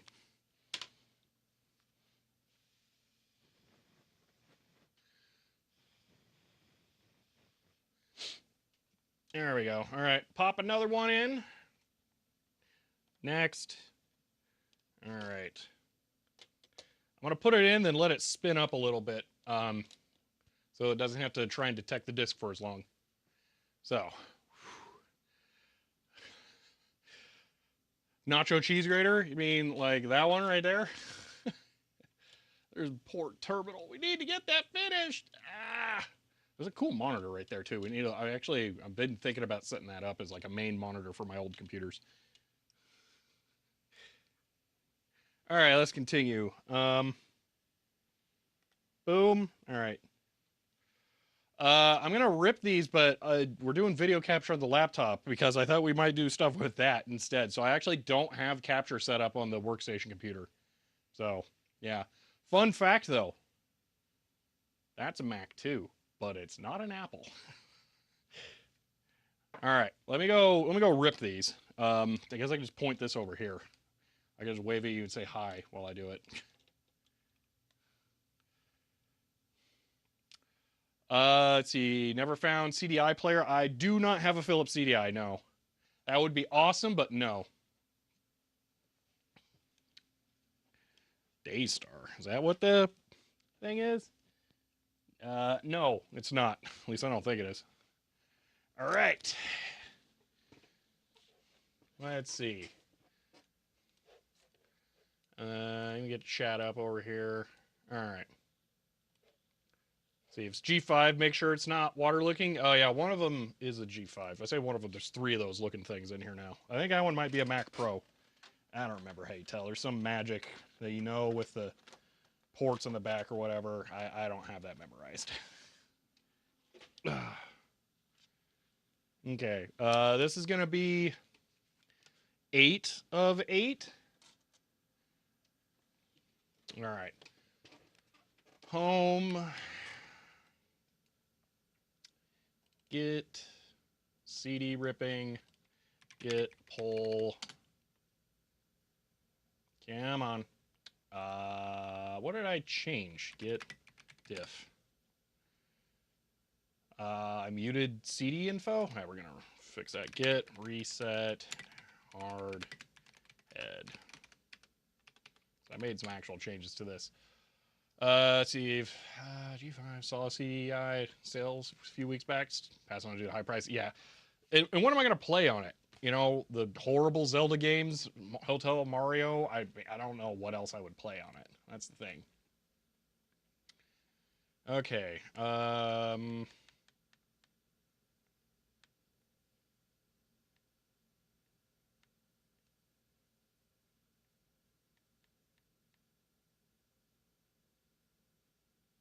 Ooh, okay. I forgot. Yeah, I added automatic pre-gap ripping to my CD ripping script. Giga SanDisk is funny. Dude, it's like the best. I already put the CD in.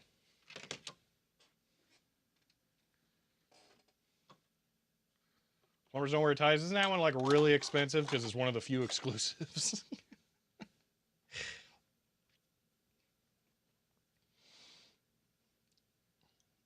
Portable CDI player last week. Ooh, wow. All right. Yeah, it looks like it's working.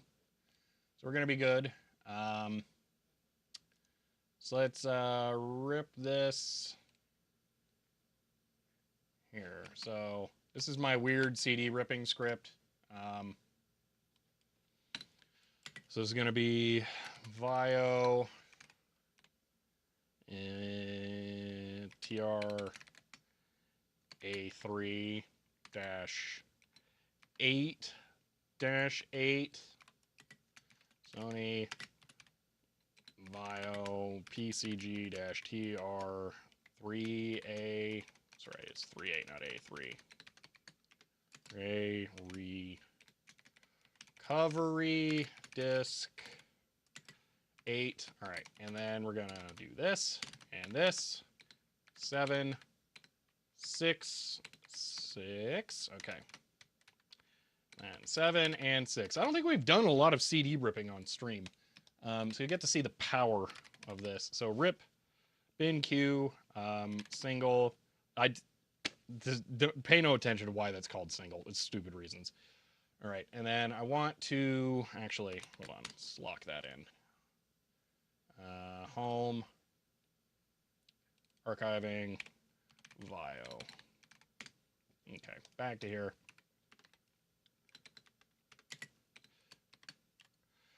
Archiving, Vaio. All right, there we go. Okay, we see you. Oh, not it. Yeah, that's right. Oh yeah, hi, hi. Yeah, it's ripping now. Look, thing do stuff happen. Yeah, look. It's not intentional. I just don't have video capture over here right now because I have it plugged into my laptop. This HDMI cable normally goes over to here, but right now it's plugged into the laptop, so I can't. Yeah. Let's see, is that Keychron? No, this one is. I keep the box here because I never remember. This is a Novel Keys NK87 that has some super fancy switches that I also never remember. I think I left the note in here, or did I move it? Oh, I moved it. I suck. Is it in the bin, the holder? It is. Aha! The switches, if you like the sound of them, are Zeal Click Ease switches. So they are apparently interchangeable with like different settings to make them make different sounds or feel or whatever. So, yeah, is it still on the front page of Hacker News? Yeah. Yeah, the video I released yesterday had some broad appeal. Let's see. Hacker News. Is this still up there? Because it'd be really hilarious if it is. So I can show you a funny thing. Archive. Oh, it is still. Ooh, 13 comments now. So I love this. This is a great example of a YouTube video that should have been an article. You mean the article that I wrote and I put it on the wiki.technicians page?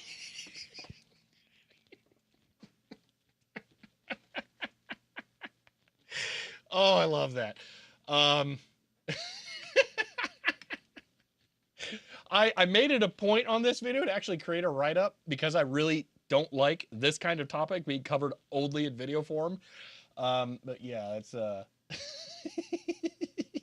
was great. Oh man.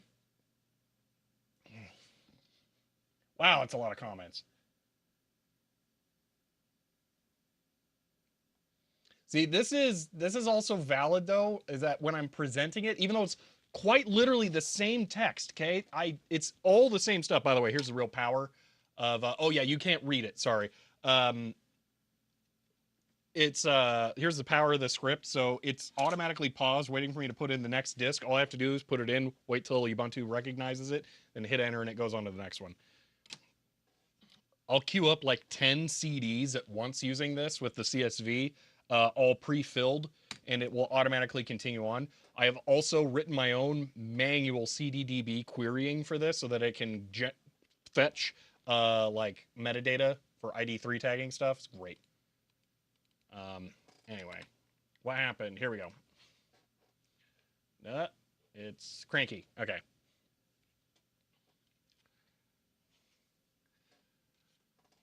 Yeah. You don't have an auto changer? I do. It's not suitable for this. I don't like it. I don't use it for this stuff. So, yeah.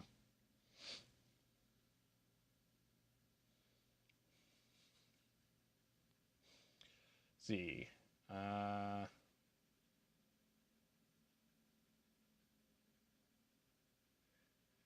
Cuts were a bit much. Yeah, the script read was rough on that one because it's such a technical video. Yeah. Let's see. Just catching up on chat here. How's the writing going? It's, like I said, we're probably going to be able to rip 3 discs in the time it'll take it to write 1. So we're not going to do this constantly. So, yeah, Matrox, I would love to hear about that. Your solution with the robot arm is perfect because you can put whatever drive you want in there. So, Vaguely recall having an HP that took ROM packs. I have an HP 41CX calculator that I now don't have batteries for, and that does take ROMs. Yes. Writing articles, got to do CompuPro's visual technologies. Ooh, cool. That will be fun. I'm curious what these say. So you wrote a program a few years ago to make a copy of DOS disks so I can preserve bootable floppies. Doesn't deal with copy protected. Yep. DOS program uses DOS, read fat tables, run GitHub. Okay, so basic disk imaging. Let's see. Someone complaining it doesn't go into the details of copy protection. For one, I like legally can't. So, that's like a thing.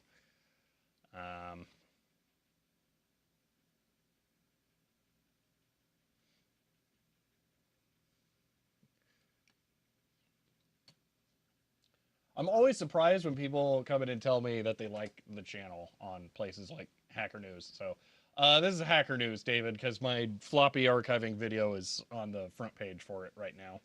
I'm just checking out what people are posting about it. It's rare that I can actually find when someone talks about my video if it's not on Hackaday. So it's interesting to see what outside perspectives look like. Why can't you talk about breaking copyright protection? I can get sued. Yeah, get sued for anything. Does DMCA allow you to reverse engineer copy protection, something like that? No, not without having a 501c3, which is a thing that I'm looking into. I've been on Hackaday a few times. I'm kind of expecting this video to end up on there too. It's likely. It seems like it's up their alley, so I wouldn't be surprised. So.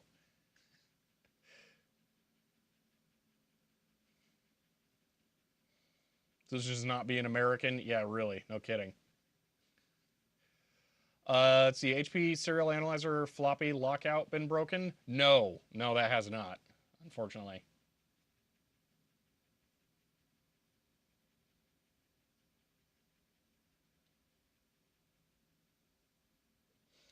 Anyway, yeah. So there's that.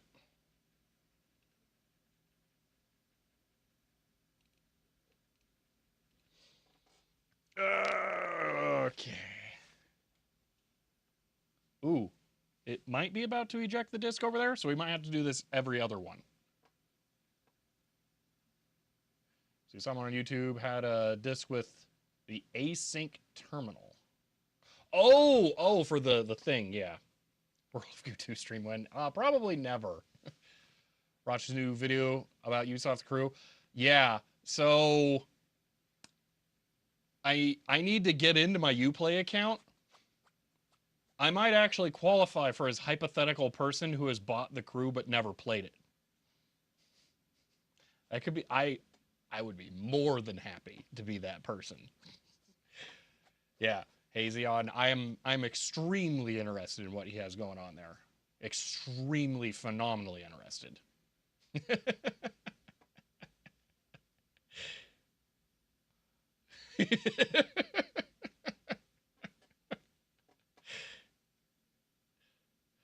Comment about your video about the importance of doing multiple reads for the image. Did you not cover that? Or is it really that important? So I did mention that CryoFlux files can store multiple reads of the disk flux. So I think I may have just missed that part. I also didn't beat it into the video like over and over again because most of the time that just happens. You don't even think about it. So like the CryoFlux software, someone else commented that it by default does 5 revs. The Grease Weasel software by default does 3 revs. So yeah.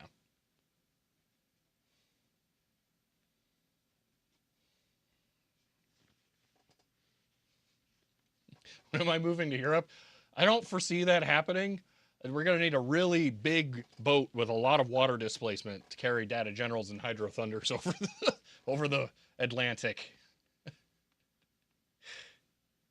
Think you own the crew, but I've never played it too? It's worth looking into. All right, and rip the next one.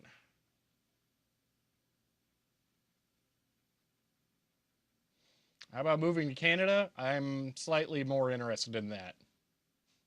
Shipping container come north. More interested in Canada. So it does 5 revs only if you set an image type. It can check. Oh, I didn't know that. That's good. That's very good to know. Ooh.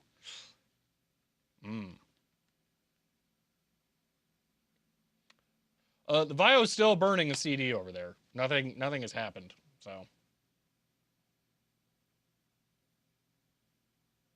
you have rain. Yeah.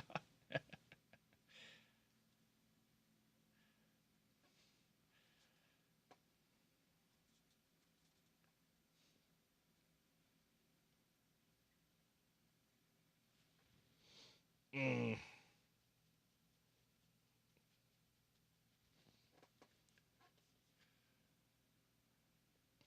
Vaio turning into a turbo in 1 hour. I don't know if it's gonna overheat or anything. We are. It was not exaggerating, but it taken a long time to burn the discs. So, ugh.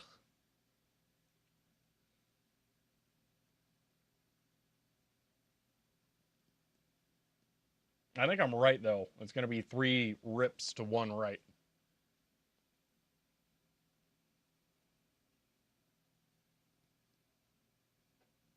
Can we overclock it? If we could, I wouldn't because the cooling is going to be barely sufficient for what it has.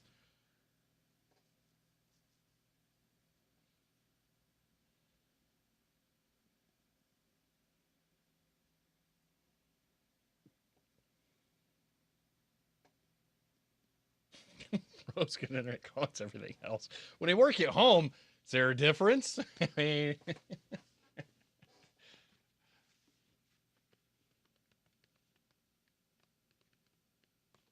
I should theoretically have extracted files for this too. Let's see. Yeah, I have all the files extracted for this.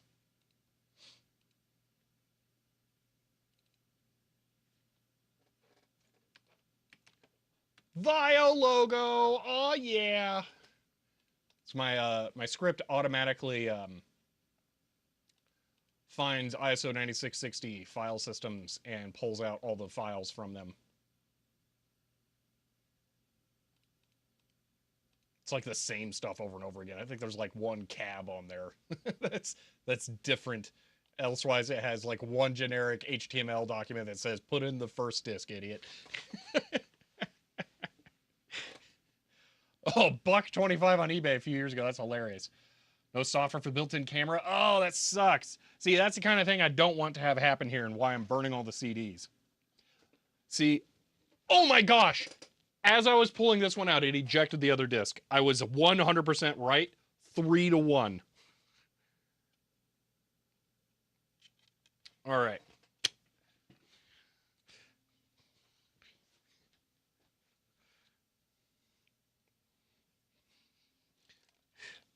There we go. Next. Street Effects Voodoo 5 work with Pentium 4. Yes. Your only real limitation is what your interface slot is, or card is. Oh, that is a good time save, Helen Croft. Yeah, we can do that. We got to use terms like time save when you're streaming on Twitch, you know. Okay. We're going to damage boost our way through getting all these CDs written. See, the calculator ever turn off? It is permanently in clock mode. Yeah, it's still sitting over there showing the time. Wait, set clock 41 minutes ago. Yep. Why? What did you do 41 minutes ago?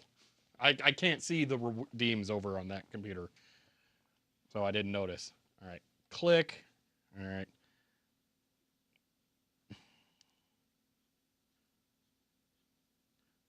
Vaio recovery 5 of 8. There we are.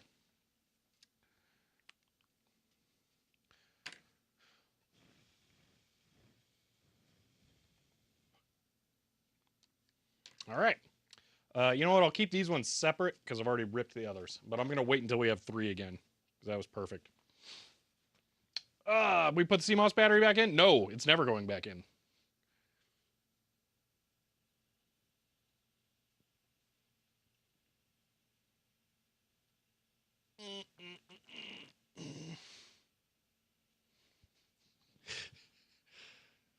I'm missing the context of your comment there, Dziak. Use terms like drat and phenomenal. is is my usage of the word phenomenal unique? Never really thought about that. Well, it's not out of order. They're just reverse ordered. It's going along again here.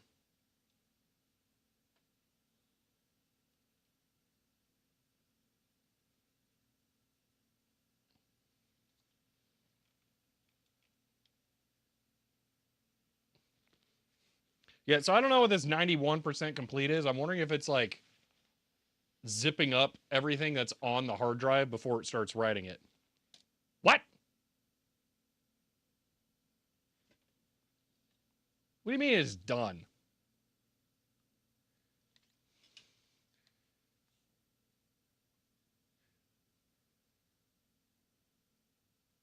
Okay. That one's a little concerning, but sure, why not?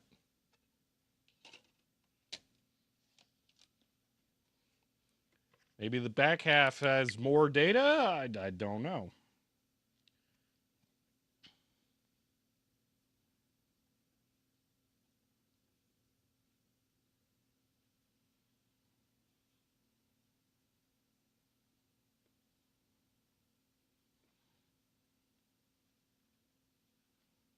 This was 4 of 8. Well, now I'm really curious what's on that one.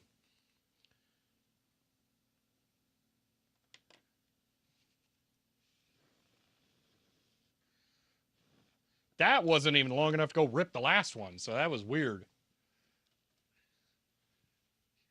Yeah, drivers only? I don't know.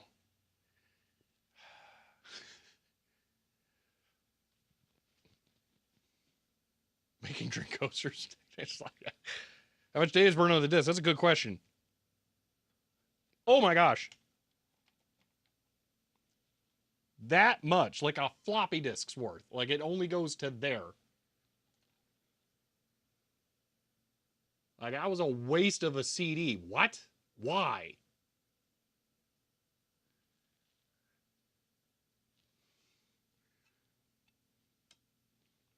It's got to be some kind of sorting stuff. I don't know. Still hasn't finished? I don't think so. I think that's done. That's weird. Ooh, there's coffee over here. We are still not done with all of the discs. No. Hope it's not bad. Yeah, me too. That would be pretty sweet for it to not be bad. That one's dedicated Vaio logo disc. Yeah.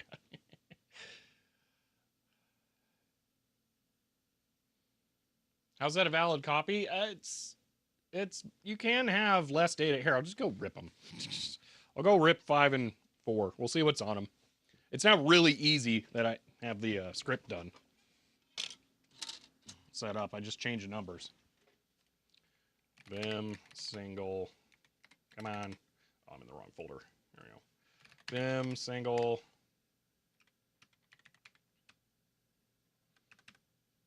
All right. 5, 4, and 5, 4. All right, ripping 5, it'll pop it out, then I'll put in 4. So I'm hoping to sell more CDs. Yeah, really. Let's just waste my disc for fun. Yeah, that one's the parody disc for the data on all the other discs.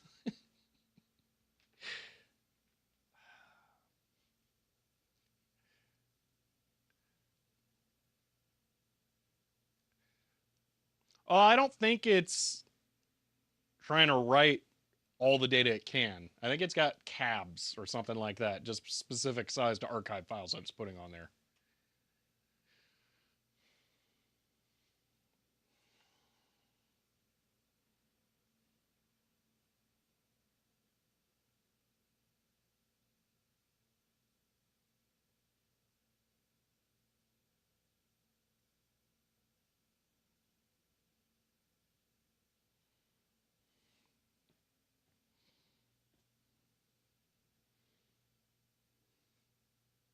Yeah, Google Gadget, that would make a lot of sense if it was something like that. Yeah. I don't I don't know what third-party software it would be based off of my Slim Top video. Sony like made everything you could possibly think of in-house. I'm not kidding. The Slim Top has a knockoff Office suite that was made by Sony for some weird reason. It doesn't make any sense. But yeah, they made all of their own software for that. So I could see this having like all Sony software. It's a bit later, so maybe they wisened up and realized it wasn't worth dedicating all that development time and resources to that stuff, but I don't know. So, which disc are we currently doing? I think this is three of eight. So we have three, four, three, two, one, and whatever nine is. So, and it's video in Vegas, yeah.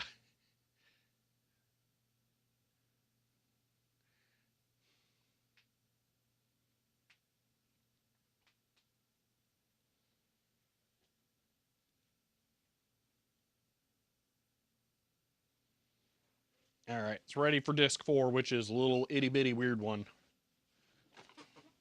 Gonna rip that, see what we get. I will not be uploading these to archive.org from here because it's a lot of data. So I'm going to do that at home, which realistically means I should get that SSD plugged in over here so I can copy the files over. But I'll do that in a moment. Oh, Sonic Stage, that's a dirty word. Ugh.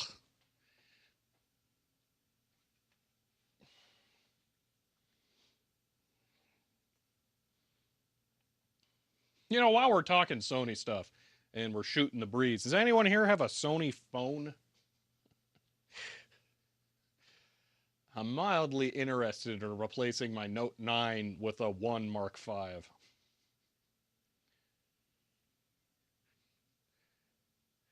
Yes, this has a CD burner. It is currently burning a CD. Xperia, and not Ericsson. Why not a Pixel? Because the Sony Mark V has a headphone jack, an SD card slot, no hole in the screen for a useless selfie camera. It has first party sensor technology. Sony makes their own camera sensors and really nice camera software by the looks of it, as well as a physical half press capable shutter button on the phone to allow you to focus by holding shutter. Um, it seems like all the stuff that's missing from phones on a phone. Yeah, everyone else uses Sony sensors anyway, but Sony's the one who makes them, so they can make it way better. Yeah. Going for the camera, they're great. Yeah. Found your next phone? Yeah, no kidding. The tall screen? Yeah. See, that's kind of what I'm thinking. The 21 by 9 too seems like actually nice. Talking about this phone, Xperia 5. No, I'm talking about the Xperia 1V. Does it have removable battery? That's the one thing I think it does not have. Had a 1.3, have a 5.4, love them. Great to use real headphones. See? Exactly. All right. The disc 4 has some like the disc 4 has stuff on it. Yeah, it's a real disc. I think it's like weird utilities or something, but it's a real disc. Oh man, you know it's a real shame we couldn't get any of those SD cards to work because we could actually just pull that hard drive and then just fresh install on the computer now. Because we're going to have actual media.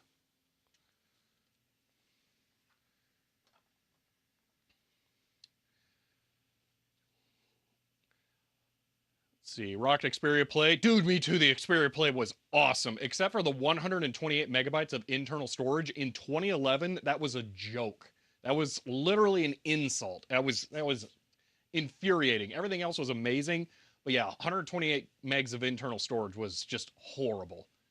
Actually, it might have been 256, and then it like split it in half, and then half of it was for the system image, half of it was for userland, but the userland got like all used up anyway. It was just terrible. But the phone itself was awesome. So, if you're used to alpha cameras, you can really make them sing. I've never had an alpha camera, but I'm used to cameras. So you say that, but even though I like your Fold 4, I wish it did have a headphone jack. Even barely. Oh yeah, no, I want the headphone jack really badly. See, my current phone. Oh, the other thing, the Sony phone. I can't stand the idea of fingerprint sensor under the screen. The Sony phone, it's built into the power button on the side. On my Note 9, it's a fingerprint sensor on the back. So when I'm taking it out of my pocket, it's just instant. You put it on there and then it unlocks the phone. Having the ability to put it on my thumb and have it instantly unlock the phone, amazing. Okay. So that also seems really good. I think I'm willing to give up. No, it does not. I don't think it has HDMI input. I don't think it does. The Pro one that's like $2,500 or something has it. Um, but I don't think that the other one does. Maybe over H or USB-C. I'm not sure. I know there's some kind of harmony it can do with the Sony cameras, but I don't think I'm going to be willing to buy a Sony camera. So you have Sonic Stage on the PC you watch stream on. I'm so sorry, Helen Croft. Paul Guy, is it a rootkit if they ship it with the computer? Paranoia with technology says never use biometric security. Well, the good news is on the power button one, it's just going to be like a slit of your fingerprint sensor, so it's not going to be the whole thing. All the Sony cameras drink the Sony Kool-Aid. Yeah, see, I want it for the phone. See, my two options for like a really good camera phone are either an iPhone 15 Pro Max with the Blackmagic camera software or this Sony phone by the looks of it. I have been able to trial run a Samsung Galaxy 24 S, whatever the big one is. It's pretty impressive in some regards, but I don't know. I wasn't like instantly sold. That's what I'll say. The Sony, from what I saw, looked a lot more up my alley. So,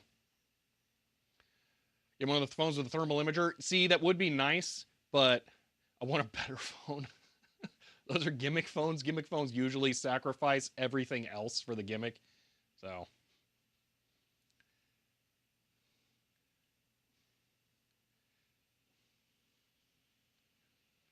See, Moto G Stylus 5G also has fingerprint sensor in the power button. Well, that's nice. That's definitely nice. Yeah, so that's the kind of feature that it's dumb, it's gone on other ones. This is clearly a real CD that it's burning here. It's got a whole bunch of data on it. So, Asus Zen phones. Yeah, I have not looked at a Zen phone in a long time since they, about this, not this time, like 2014 when they sold a Netbook dock that you could put the phone into, which was really incredible. Oh, that's a downside to going with the Sony phone. I would lose next, oh my gosh, Samsung DeX for my next dock. That would be kind of a problem. But it looks like Android 10 and higher has some kind of developer mode desktop thing you can enable. I looked up, it is on the Sony phone, so that might work, but I don't know. So, see, pretty stock Android and software has special charging profiles to make the battery not degrade as fast. That's nice. Yeah, I always just wireless charge on mine so that it's slow. I mean, it doesn't matter. I get home and I'll have used like 20%. So, doesn't really matter. Dex is slightly usable. So I have a Next dock, okay? I can... Pretty sure I've shown this on stream. This is not a laptop. This has no processor. It has no storage, has no RAM, nothing. This is a terminal for modern computers. It takes in USB-C on one side or HDMI, and then it has a display.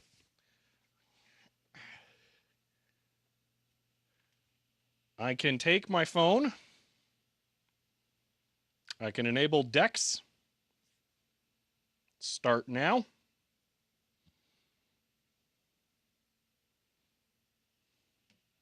One moment.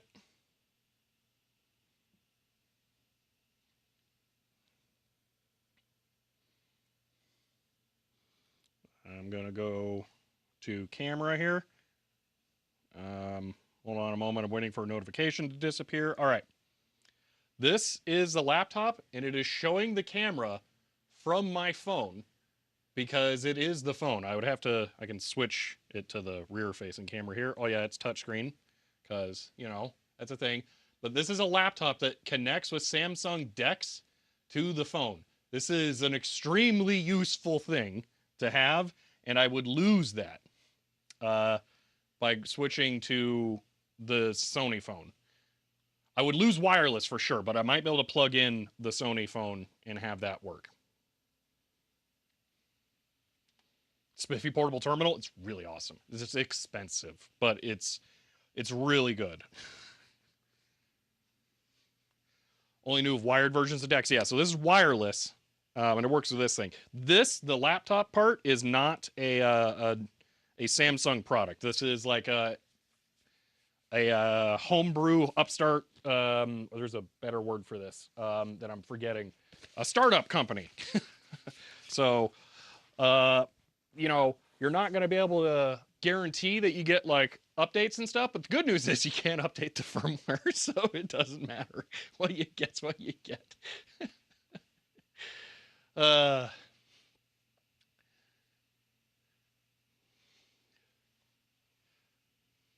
Last I looked up, they were trying to do PC replacements with it. Laptop makes so much more sense. Yeah, no, laptop's amazing. Yeah. SGI Indigo 2, and it's 21-inch screen. Wow. Not original operating system, iRig CD, and NBSD on it. If you wanted it, sure. Ooh. Uh, Send me a message, Adam. Maybe. I've been kind of itching for an SGI for a while because of its Unixiness, but I might be interested. Yeah, if you want to send me an email or something, that's worth it. So, is that Vaio connected power? Yes. Yeah. I don't think it could have lasted this long even on a like brand new battery.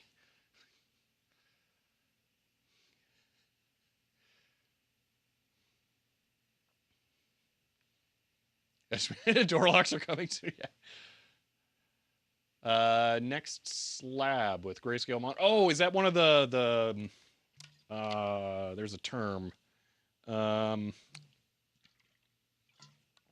Cyber deck? Is that kind of thing? Oh.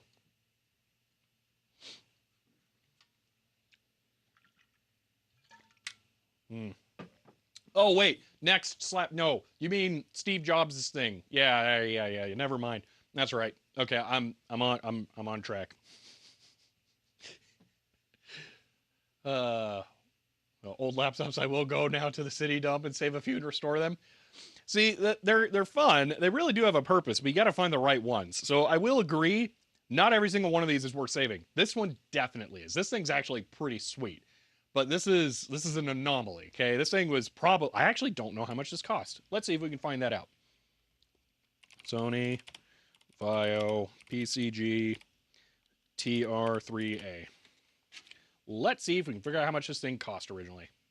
Books.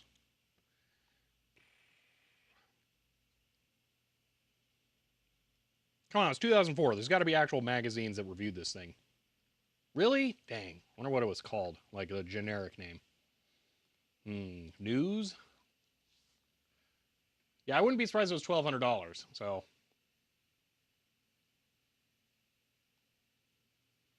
Weren't the cases made of like 80% magnesium or something? That was pretty common for the time, so I wouldn't be surprised. Okay, so a TR2A here. I'm having a hard time finding a price.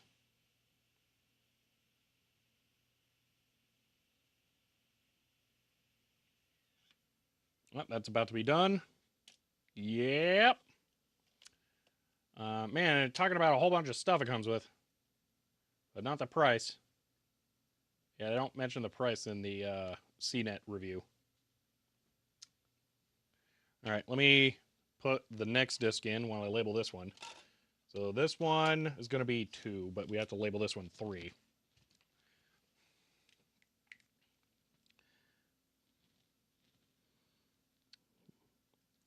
Vaio. I'm amazed I haven't accidentally put VIAO yet.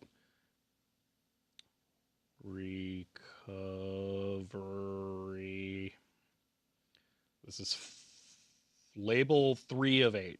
3 of 8. I'm actually really glad that it prints it on there because I would have just forgot that and put 4. Next. And next. Okay. Uh, Suggested. Holy moly, $2,200. Where'd you find that though? Whoa.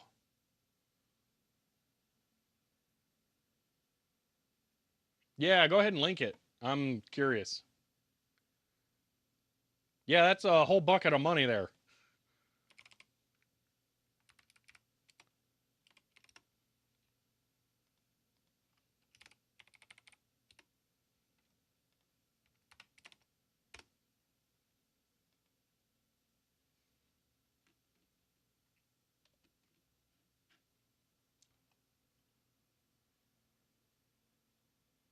Mobile Tech Review goes that far back? I had no idea. That's amazing to see Lisa writing a review on this thing. Whoa. I'm familiar with their contemporary YouTube videos. Wow. Okay, I'm very impressed.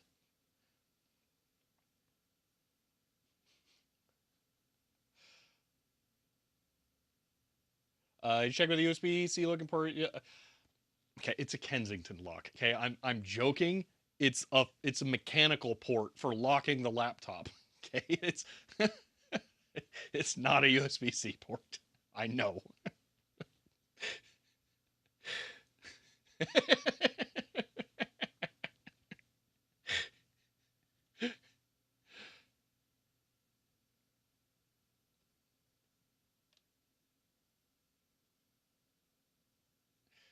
What's the amount of cost? Apparently $2,200. Man. Oh wait, this is a no TR. Yeah, it's TR3A, which is not quite the same as the TR2A. This could be slightly less expensive because it was a later revision. Sometimes that happens, but I don't know. Is it just videos recovery window? Ragged on the left. It's just the video. There's something else behind it. Don't worry, it's probably Task Manager or something. It's fine. Yeah, in 2004 money. Although the thing is, tech was just more expensive then to produce. So like, think about the value proposition of this computer versus say the Sony One Mark V Xperia phone I'm talking about. That is a $1,400 phone. The value proposition of this thing was a lot higher than a phone. All right. So than 2,000 bits since you're unsure CHDER 2,000. End of line. David, thank you for the 2,000 bits. Holy moly. Thank you. I'm very appreciative of that. Wow. Thank you. Yeah, and this was a kid's laptop. Yeah, it is. This came from somewhere with some privilege. I'll say that. I mean, not that I've like looked through what it is. I'm saying in order to have that happen, yeah. Yeah, we're in safe mode. So for those of you who may not be aware, the laptop has computer time, child time management software on there. So they like if they want to install something, they have to go get a parent's permission, and then it like pops up like a UAC style dialog that says enter admin password to install something or whatever. So it's not easy to use as it currently is, and I can't like fix anything with it. So we're trying to go through the system recovery process to wipe the computer and put it back to the original software environment. Where we got hung up is the fact that it turned out it could burn its own recovery CDs, which are not backed up anywhere. So we're trying to back that up so that the machine can be fully usable by anyone, because it has some unusual hardware in it that if you don't have the drivers for, it's completely useless. So we're trying to make it fully done. 4 of 8 was backed up. Yes, it was fine. It was just weird. So that's all. Yes, it's like the laptop wouldn't look that good after 20 years. Yeah, it's actually in pretty good condition. It doesn't have that many peanut butter jelly sandwiches crammed into it. Yeah. DCAC. Or an A. Could be A, too. And I'll let you figure that one out. I bet you can figure that one out. Xperia Mark V just smooched down to 1200. Yeah, that's what the Sony site is. Just figure I should vote with my wallet to get the features I want. I kind of agree with you, Yellow Jacket. Also, though, I think tomorrow they're doing the Sony Xperia event where they're probably going to release details on the One Mark VI. So I'm hoping that like kicks the price down even more. So, formerly owned by your friend Scott and Dale, yeah. One of my Vios is a bit like that. Don't have the driver's HD audio blue screens immediately when the driver is installed. Oh, that sucks. Yeah. See, exactly. Similar thing, Majenko. The video I did on the Slim Top where I got super lucky, that had the original install too. The video driver for that thing was unique, and the video card had a custom PCI product and vendor ID that didn't match anything. So, lol at A, yeah. See, plus I don't know what it is, but Sony hardware has always looked rad ever since the 60s. I mean, yes, you're definitely correct. I don't think there has ever been an era where Sony hardware was like boring. So, VFD driver in the media center, we lucked out so much on that one. That one was ridiculous. Would you be able to find the various drivers? Spies of Mud, it really depends. If someone has done what I'm doing and backed up recovery CDs, yes. But if not, no. So you could shop for Vios by looking at archive.org first to see what's been recovered. That's an option. Although, yeah, I don't do that because I'm silly. Oh,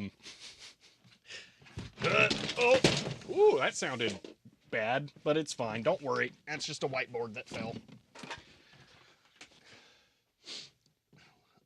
I bet I can push this staple back into the wall. Come here, staple. Get back into that drywall.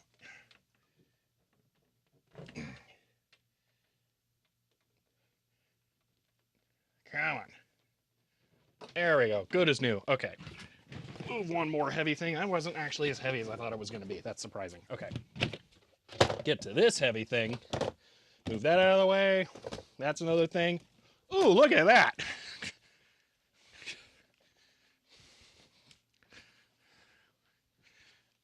Anyway, do as I say, not as I do. I don't have a problem. You have a problem. The problem is that these are mine. So this is a PCG R505 TSK. I know nothing about it. I don't know what shape it's in. I don't know if it works or anything, but it's lilac. That's all that matters. Let's see. What are the quirks of this thing? So it's actually in a dock right now. You release that, and then it pops out. So that's like port expander type thing. Set that off to the side. I think it might also have batteries in it because it's very heavy. Oh, DVD. Oh, this has an optical drive. Dude, why does this have to have an optical drive in there and not in this when that thing has an optical drive in it? Come on. Do I have there's a lilac PSP. I kind of wish I didn't know that now. So we got power, USB, a weird thing. Why? What? VGA is hidden behind like a little weird port. Also, no, that's memory stick. Oh, scroll wheel in the trackpad. USB iLink, PCMCI, USB-C, Ethernet modem. I've never seen a sideways Ethernet before. That's weird. That is a really messed up Ethernet jack. That may not work. It's missing pins. I don't know if that's normal or not. But yeah. Called lilac, but more pink. Ah. See, and then oh, that's excellent. Floppy drive on the port as well as DVD. And then I swear battery with how heavy it is.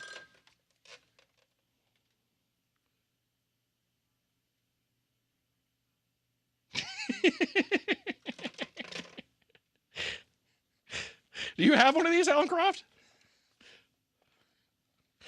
This seems pretty nice. This came with Windows 2000. Wow. Interesting. Yes? Oh, that's cool. So if I'm missing drivers, I know who to bug. I bet it uses the same power as that. It's probably 16 volts DC.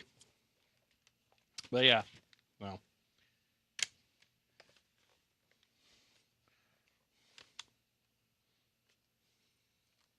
This will be fun to check out at some point.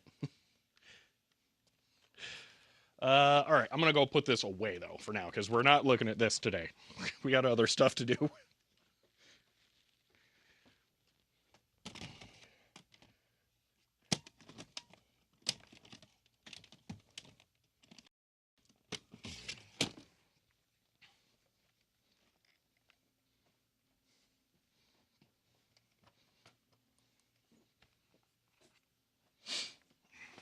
You know, a trackball is a really cool concept for a laptop. Slidey bits for the display. Oh, feet? That's hilarious. Okay, that's crazy. They're like portal axles. They aren't centered in the middle. How does it go up? You pull on it? You push on it? I regret turning it now. I don't know how to do it. Ah, there we go. Anyway, yeah, thing. Let's see. Too bad it'll never power on. I don't know.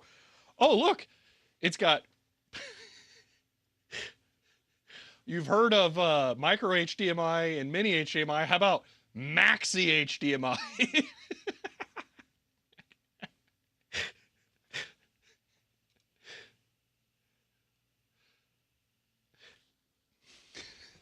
I've never seen that connector before. That's hilarious. I think I have a video adapter for that.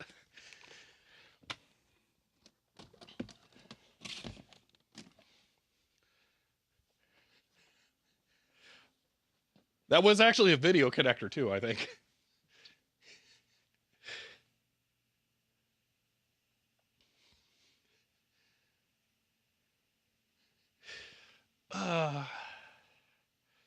Oh yeah, so like compact SLTs had that Cardos. The Microsoft trackball laptop thing was very popular. Yeah. Somehow this limits my PC nostalgia a bit. Remind me how necessary maintenance tasks for single computer actually took the better part of a whole workday. Yeah. This era was really bad for this kind of stuff. It is way better now. It genuinely is. I don't know if it is internet updates that make this kind of thing better, because this is a less internet-y type of era for hardware. But yeah, we have it a lot easier now. And before this, it was all, I mean, everything had to fit on a floppy, so it was a lot simpler.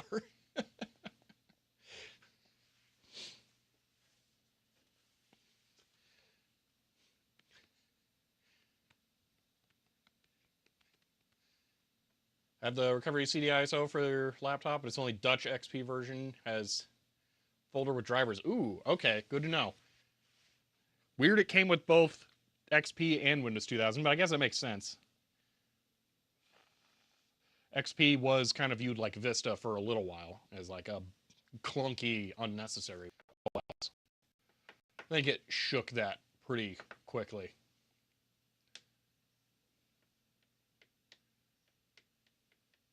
Oh my gosh, with a 286 with floppy disk, that's miserable poot. You definitely needed a tape drive.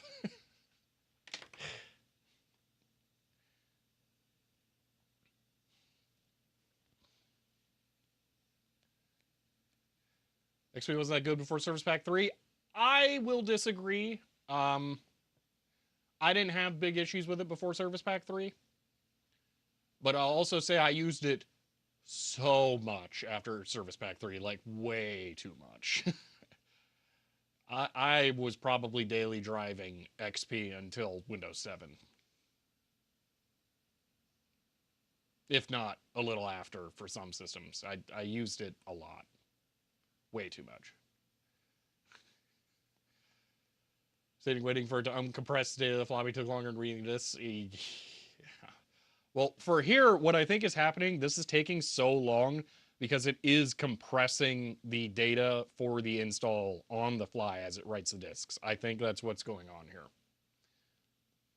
We are way over its time estimate already, by the way. So I think even if we use the DVD, it wouldn't matter. We're limited by the processor speed, not the media.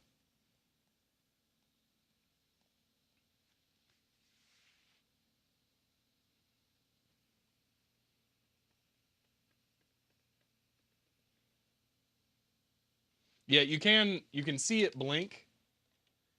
So you can see when it's actually writing. It is not continuously writing. If anything, I would say it's off more than it's on. So it is not writing constantly.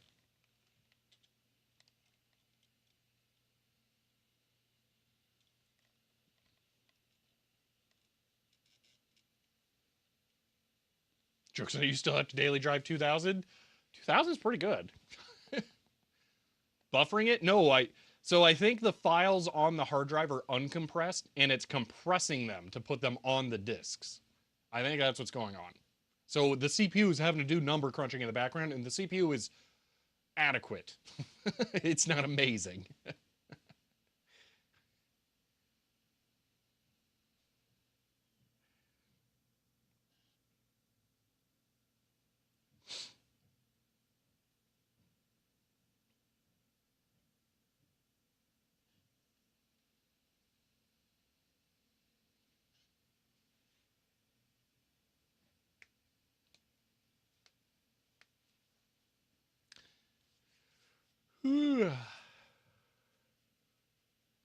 Fall down an eBay rabbit hole for PSP colors.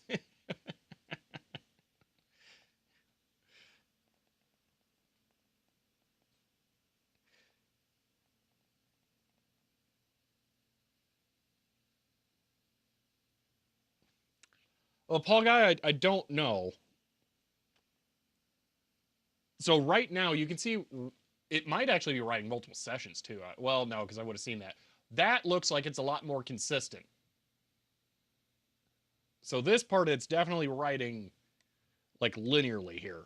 I don't know what it's doing. I don't know why it would be accessing the drive so much and then write it all out. Oh, it's verifying here, so it's reading back. Oh, that's kind of clever.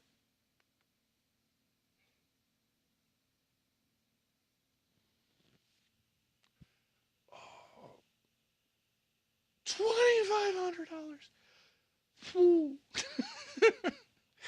No PSP is worth $2,500.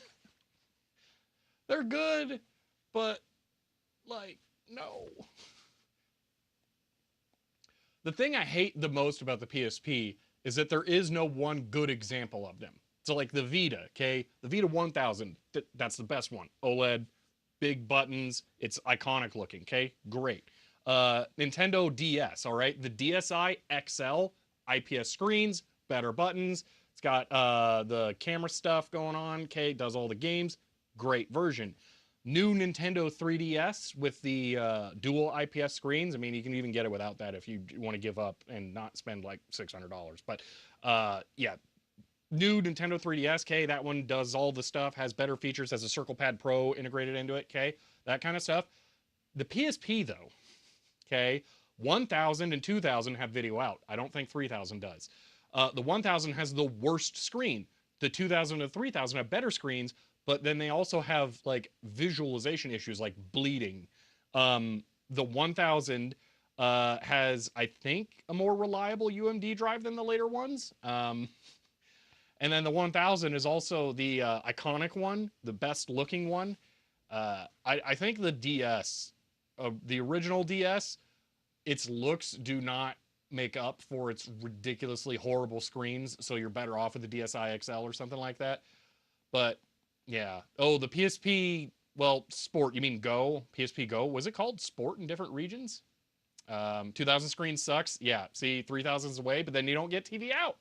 Um, Also, I really don't like how thin the 3000 is. That's like a weird complaint. I feel like the 1000 is the right thickness. Only 1000 has 32 megabyte of RAM. The other have 64. Yeah. So the Go doesn't have a UMD drive. Like, doomed from the start. Man, I do kick myself a little bit for not buying a Go when Target was clearancing them out for $80. I was close, but like it doesn't have a UMD drive, and I think at the time it wasn't hackable, and I was like, eh. So and it just now I buy anything I want because I know eventually it'll be hackable. um, but yeah, it's eh. So yeah. New 3DS with TN screens costs you 220. I have no clue why it's so expensive. Managed to import DSi XL from Japan for €30. Wow. So I think the 3DS is so old that it's nostalgic already because partially because it's also the DS, like the better version of the DS. Although, does it scale DS games on the top screen? I know the bottom screen is the same resolution, but I don't remember if the vertical height of the 3D screen is the same as a standard DS. But yeah,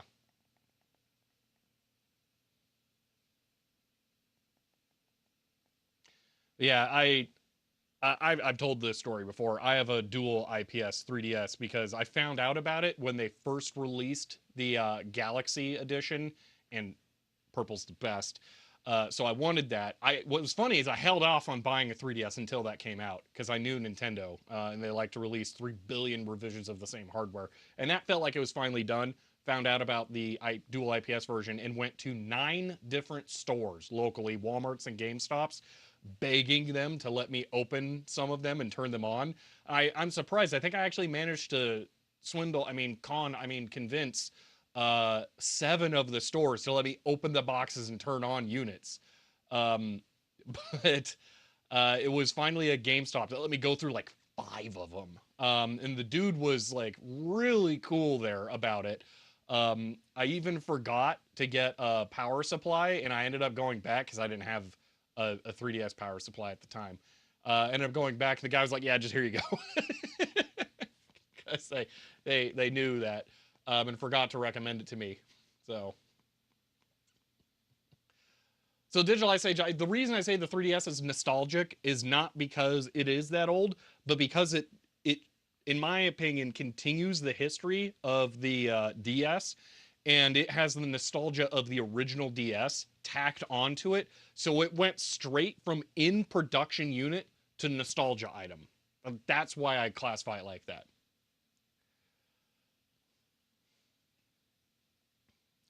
So see, stream found a bad groove in your vinyl repeated. So that is actually, oh gosh, oh, that's funny. So you have this is the PSP I have. Misremember the name, PSP Sport, PSP Street. Okay, you got me. I don't know what that is. I want to see it. I'm gonna guess it's a 3000 or Go. It's probably a Go. Let's see. That PSP E 1003. I don't know what that is. It's got to be a 3000. I'm not sure.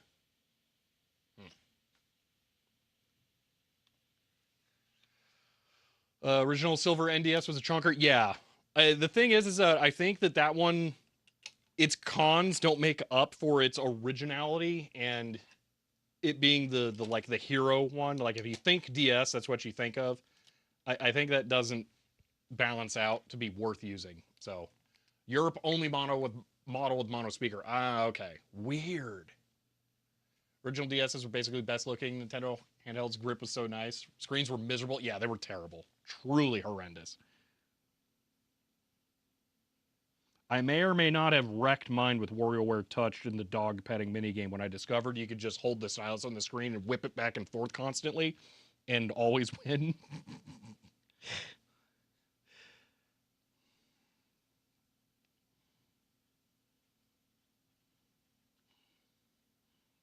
This is 2 of 8.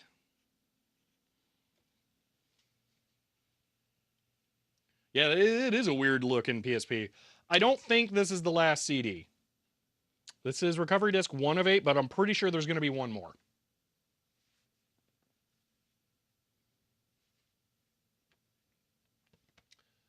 But yeah, on the case of space on the displays, for the 3DS, there was a very small batch of production units from Nintendo for the new 3DS. When the new part first came out, there was a very small batch of them that had IPS panels for some reason.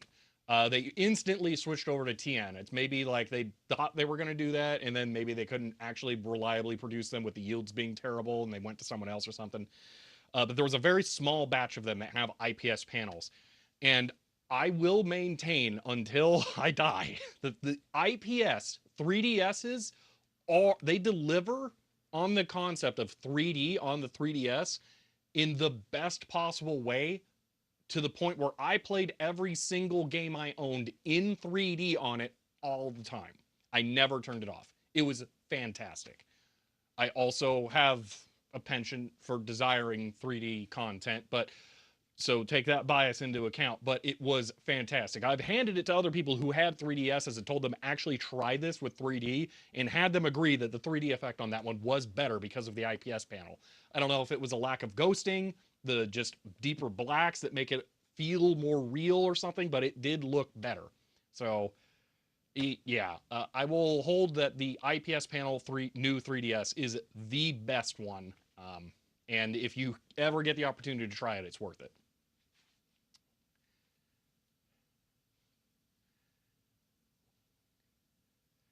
See, never had that problem with your Crimson model DS Lite having hinges. Oh yeah, no, the lights were really terrible for hinges. Like 3D TN screens, can't imagine how good it must look on IPS. It's on the 3DS, it's ridiculous. It's a way different experience. Top IPS, lower TN, it's always looked great. Yeah, I so I am so glad I did not buy the top IPS only, because I would have settled. I did actually get a dual, but yeah, I would have settled.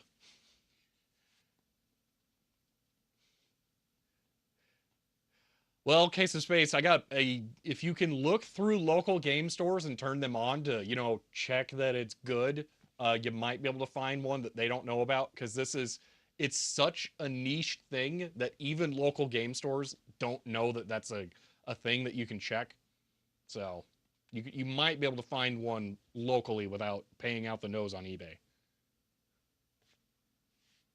You should look up what to check, though. Basically, you need to set it to the dark system theme and then hold it off axis and see how the colors distort. You're allowed to call it phenomenal, yeah. On your way to Fallout. Friends with local game stores, so I'll start checking when you go there. All right.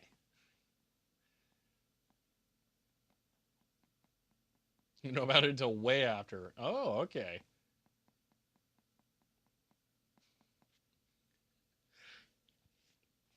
Yeah, you lucked out, Cobb. There'll be a bunch of people who lucked out and don't even realize it, because it's such a weird thing. It totally exists. Having gone through the process of seeking one out, I can confirm they absolutely exist. But it's the weirdest thing. Is it the 3DS only, or do we talk about the new 3DS XL? So this is the new 3DS XL that I'm talking about. It's that. So the US launch of the new 3DS XL. That's specifically what this is. I'm not even sure that they launched a non-XL version of the 3DS in the US. I think they may have, but like no one cared. It was the XL or bust. So I think I've only seen the Mario Land 3D edition of that.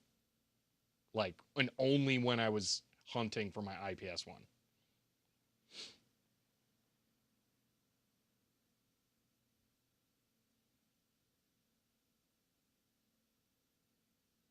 There are three A burbs. Okay. Trying to think about this. Tukey, Junction, Dale. Okay. Got it. Yeah, there are three A's, huh? Never thought about that.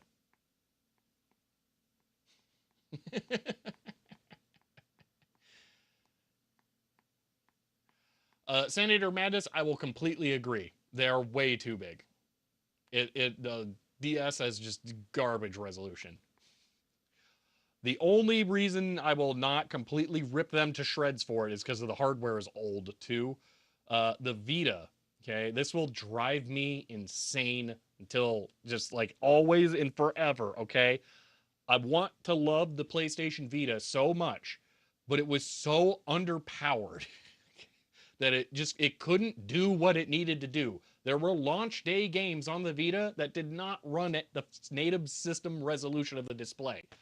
Just agonizing. Like, why? Okay. A good chunk of the reason I bought my PS5 was so that I could play Wipeout Omega to play 2048 at a good resolution. Because 2048 was fantastic, but on the Vita, it's horrible. What's sad is you forgot about Dale, and that's on your end of the town. Oh gosh. Wait, so are there four then? You're saying Tukey, Junction, Dale. Mm, Dude, should I just change the category to just chatting? I mean, like, come on here. Dale was the third you forgot. Ah, okay. Yeah, I missed out on the PlayStation TV case of space, but on the other hand, I really don't think Vita holds up all that well, so I'm okay with that. I will probably wait until there's a good Vita emulator and then figure out how to crack my launch day 3G, and then dump all my games and emulate them. So, is there burning CDs category? Yeah, really. Summarize weird PSP has UMD drives, small thumbstick thing, mono audio with headphone jack, doesn't have onboard Wi-Fi. Interesting. That must be after the news scare. Um, or the ability to use remote play. That kind of makes sense. It's in the menu. That's hilarious. Wow. Stereo sound except for what the audio jack mentioned above. Interesting. That's really interesting. Good custom firmware now. I may need to look into that finally. Is there an emulator yet? I haven't looked into that at all. Homebrewed emulation stuff. I don't really. It's not that powerful. The screen's phenomenal, but it's early OLED. It has some flaws. But so Vita 3K. All right.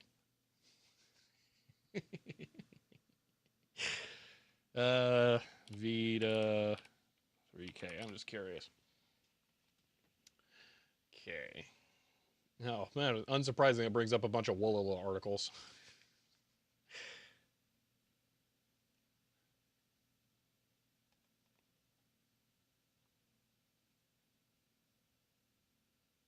That's a whole lot of commits on GitHub. All right. All right. Commercial compatibility. Let's see. OLED Steam Deck probably obsoletes Vita. Yeah, I mean, even a phone, realistically. What's best for emulation? See, that's where this gets complicated. In your pocket, it might be a Vita for the controls. Part of my problem with the Vita is that the control sticks, the thumbsticks are too nice. Since they stick out, I always felt like I was going to wreck them when I put it in my pocket. I had to get one of the neoprene sleeves to put it in, and then it's enormous. There's a lot of playable games. Interesting. I'll have to look into Vita 3K. I don't know. I don't know what I would do for portable emulation. Most of that kind of stuff I just do at home. So I just do it on a computer. OLED on yours kind of janky on blacks.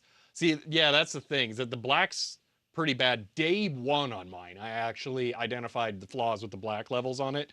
There are some splotches in my launch day one. So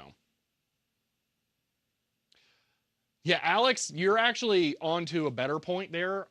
I think Vita for playing PSP games makes a lot of sense. I'm more interested in that because, like I was complaining about, there are no good PSPs. They all have compromises, but the Vita is perfect for that. The PSP was supposed to work as a rear view mirror for GT5, but they quietly dumped that feature. I never heard about that. That's kind of amazing and dumb. I love it. Yeah, so only Vita 1000 has the OLED Helen Croft. Yeah. So the fun, more Japanese looking one that's got like the rounded corners, satin finish and stuff, that one's Vita 2000. It's LCD. Just ignore that one. That shouldn't exist. That one's terrible. So you had a lot of concerns about the analog sticks too. Yeah. See, I daily pocketed like a PSP to its detriment. That's part of why I was so concerned about my Vita once I plunked down all the cash for the 3G model. I still have my settlement check, by the way.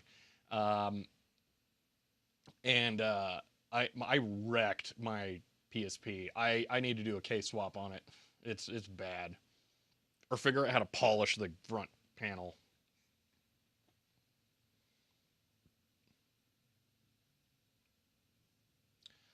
What are we doing? Talking about over here? Um, it was what was it? I can't scroll on this. I don't know. Case swap it to make it purple? I might actually. That would be cool. Purge Vita from Japan, 3G OLED. But 3G is useless nowadays. It was always useless, so don't feel bad. That's why I have a settlement check. Yeah, the 1 out of 8 disc is still burning. It's probably the most complicated one.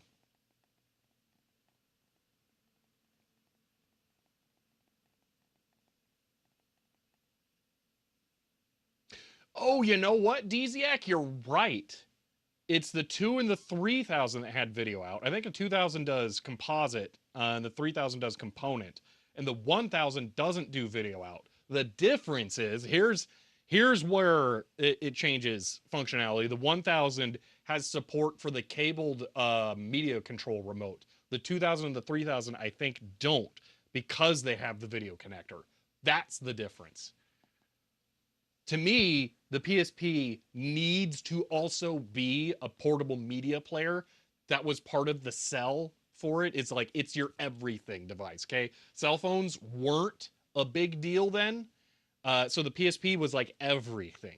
So the cabled headphone control remote, big deal. That's the difference that I messed up. Yeah, you're right. It is the 2 and the 3000 had video out, but the 1000 is the only one with the media remote. Watching paint dry. Yeah. Yeah. This is just chatting stream. Let's be real. uh, dozen the inline remotes for a few bucks each. Bought a few. Yeah, I don't blame you. They're awesome. 2 PSP 3000s when we were flying between AZ and Ohio a lot. Can see that. Can you get YouTube and Netflix on the Switch? YouTube for sure. Don't know about Netflix. I would bet yes, but I don't know.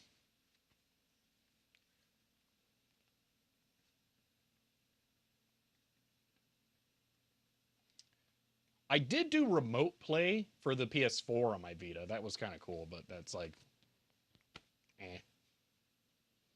All of this stuff we're talking about, I keep at home. I don't keep game console things here generally.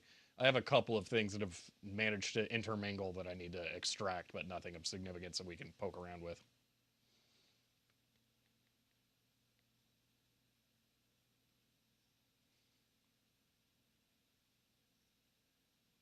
Well, that sucks about the circle button. Hmm. Is there an SNES behind it? Yeah, a pink one. Somebody needs to replace the capacitors on that thing.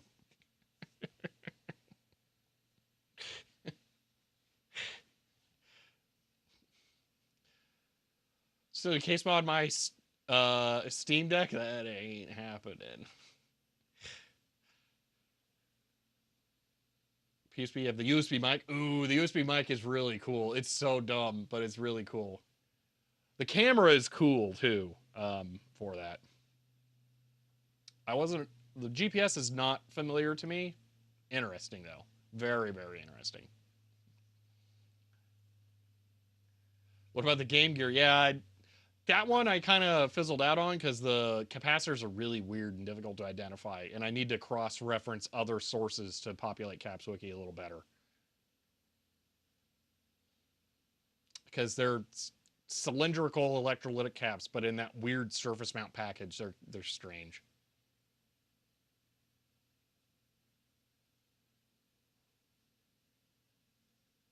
Yeah, Speedy, if you're talking about the Sony One Mark V, yeah, there apparently are two. There's a GSM only version that you can get for like 800. That's a little more appealing, but I don't know about not having CDMA because the listings say it doesn't support Sprint. I'm using T-Mobile technically, but I'm pretty sure Google Fi will also use Sprint. They may have dropped that contract. I'm not sure, so I'm not 100% certain. You ever find that other Game Gear? No, at least I don't think so. I haven't looked. I should look because I do need to do both, and it would be yeah, that's part of it. I needed to see if they were both the same motherboard revision or not. If I needed to document both of them. Ugh.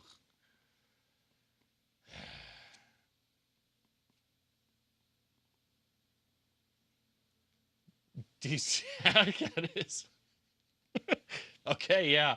Yeah, I was gonna say, oh, that can't be. It can't be worse than the TV tuner for the Game Gear. Nope, that's way worse. That's on the order of that sewing machine for the Game Boy Color. That's a thing. Wow.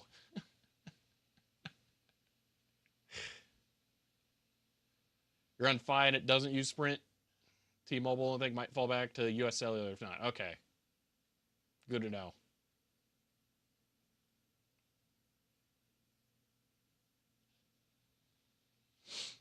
Poot, that's a dangerous thing to tell Dziak. I'm out of coffee. Sad.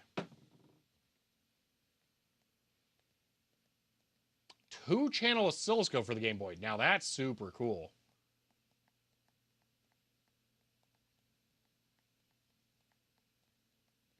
Cute Vaio laptop, isn't it? It's fantastic. Look at it. It's glorious. Look at that like uselessly tiny trackpad. Like you put an SD card on one side of the trackpad and it fills the whole thing. Oh my gosh, it's seriously the size of two SD cards.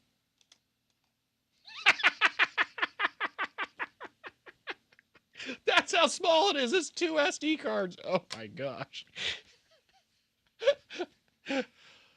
Yeah. So we're burning disc 8 out of 9 for the recovery media for this thing. Holy moly, is this going to have taken 3 hours? Wow. This is stupid. I'm going to be real with you guys. We're not going to wait and do this next weekend. I'm just going to do this whatever off stream because, oh my gosh. Additionally, it's going to be difficult to get it to the point where I can show things. So, yeah. Chiclet trackpad, yeah, really. CD burning stream, yeah, it accidentally was. I wasn't expecting it to be, but it's very useful to have this. So, 1 hour per DVD. So I'm not sure. I think it would have probably been the same time. I feel like it would have been because I'm pretty sure the CPU is the limiting factor here, not the DVD or not the optical drive. Any regrets about doing this today now? No, absolutely not. My my only goal for this weekend was to do an easy stream set because I'm hoping that I get the foam and foil pads for the Visual 200 next weekend. Yeah. Streams are great because I always leave with a list of things to do, have laptops to mess with, music list too, PSP to find. Glad I can be a motivation then. Verify phase definitely making this longer. Yeah, so that's the thing. It's currently verifying right now, and it would still verify on the DVD at the same speed, so it doesn't really matter.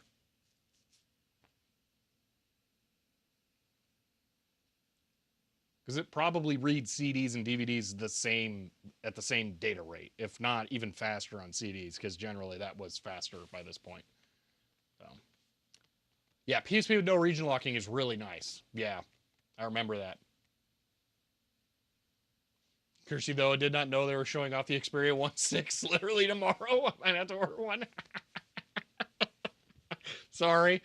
Apparently, good luck. I've never looked into Sony phones before, though, and it's apparently a thing where they'll show the phone and then they won't have them available for months. So I don't know.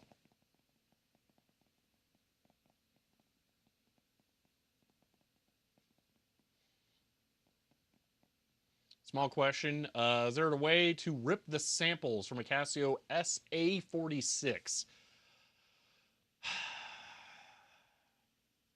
Something like that, the samples are usually stored in a ROM.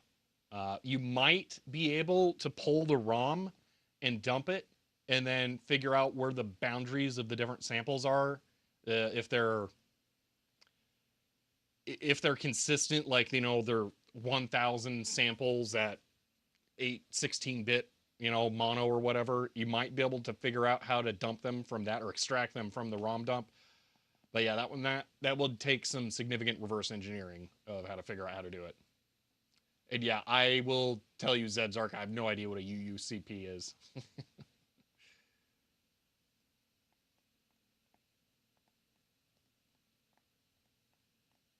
Well, that's nice, Flare Spire, that you benefited from the not region locking so directly. It's blissfully unaware, which is pretty high praise, means happy enough with the current experience, didn't bother following it. See, that's only making me want one more. Hope they still building a headphone jack. Yeah. See, that's what I'm curious about.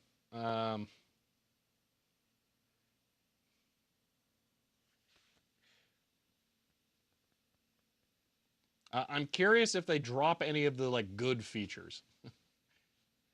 And DZX, is that the motorcycle programmer?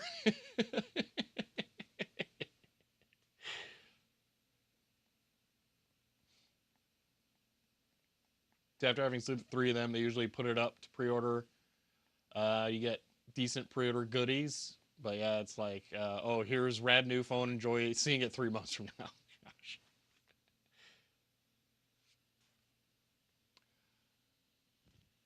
There may be an Xperia Play in this office. I don't actually remember where it is right now.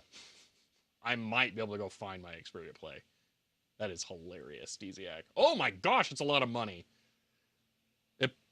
That's probably just because it's a tuner, not because it's a weird Game Boy thing, though.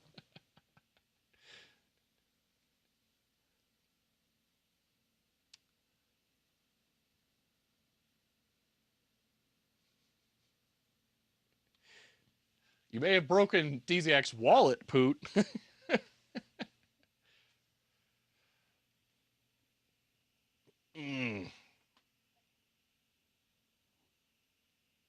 Booting the game, swapping out the UMD to the next PSP. Oh my gosh, that's amazing, Helen Croft. That's hilarious.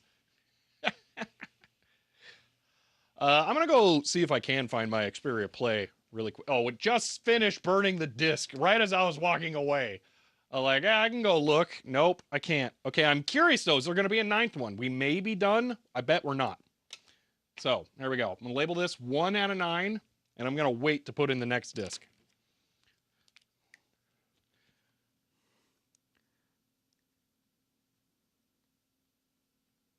Vaio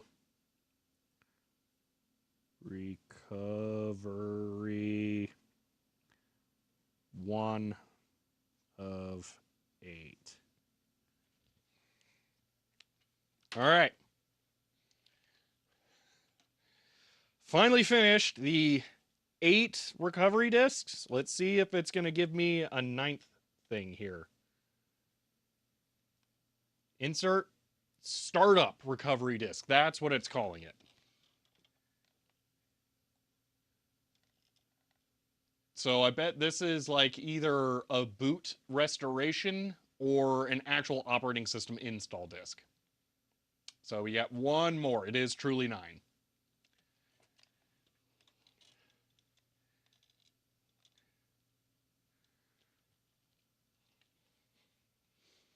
All right, last CD, and then we're going to rip all of these. I'll just do all 4 at once.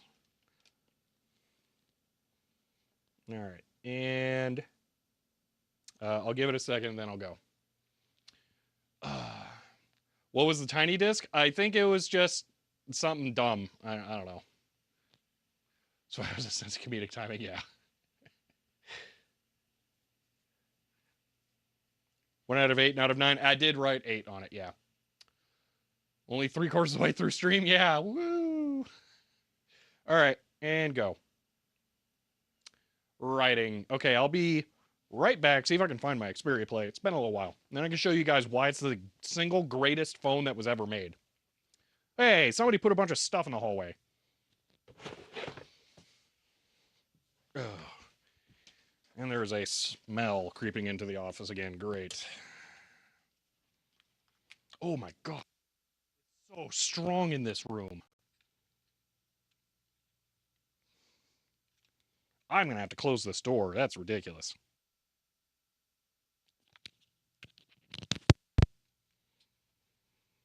Oh my gosh, it's so strong. Good grief. Okay, this is Pocket PC, another iPod, the Sharp, the Data General, or Data Rover, General Magic. Oh my gosh, I need to get out of this room. Why? Gosh. Oh man. There has to be a leak to outside or something. Good grief. Oh.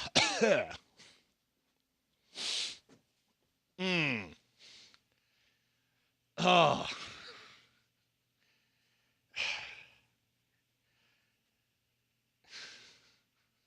Yeah, I'll just say Dave's got it right.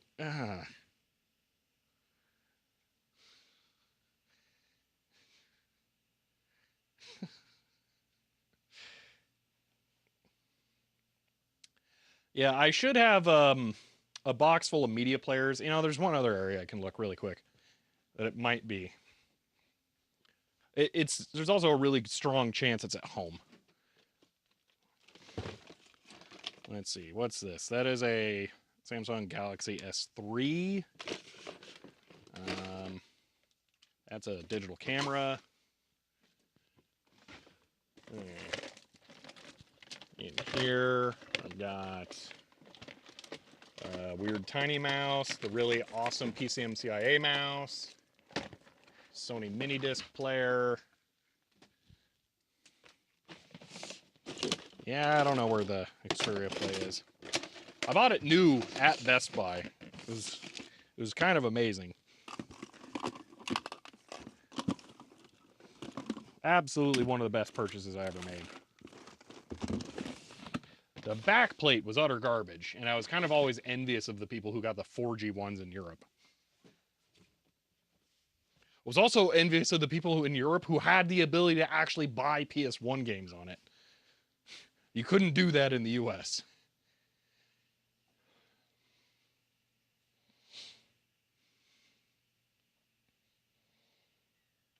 Oh, I think it's done. Yeah! Okay.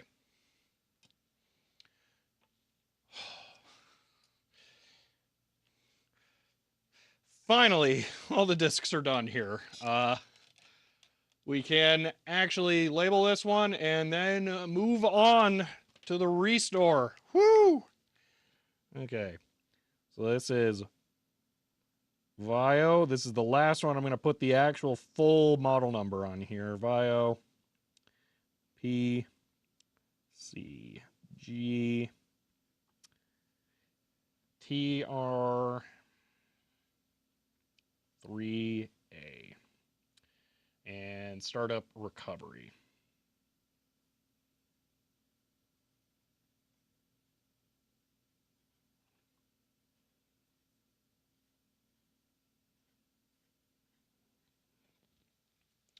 Excellent. All right.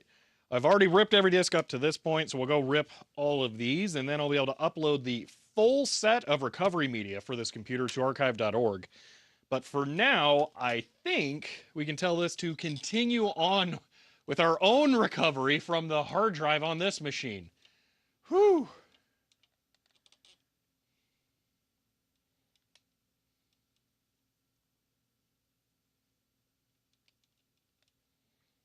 Yeah, so you can see this is startup recovery disk. This is not a data backup. All right, so we're going to hit next, and we're done. Okay, Windows System Restore, no. C drive recovery. Option restores your C drive to its original factory installed state. All files and programs on your C drive are deleted. The original applications and operating system are recovered. Hard drive partition sizes will remain unchanged. Your D drive remains unaffected. Option requires a restart upon completion. Yeah, I would think so if you're going to reinstall the operating system. Changes partition size, recovers pre-installed programs, applications, recovers the entire system. You know, I'm tempted to do that and just have it be completely wiped. You know what? I think I will. We're going to do that. C and D drive recovery. Yeah, we're going to do that. We're going to do the full Monty because, I mean, let's be real. On the D drive, it should just format it as, I'm going to guess, maybe NTFS, maybe FAT32. You know what? Being FAT32, if it's FAT32, that could explain why they split it. But we're just going to do this. All right, 15 and 17, that'll work. All right, next, and go. Finish, restart your computer, and perform the recovery. Awesome.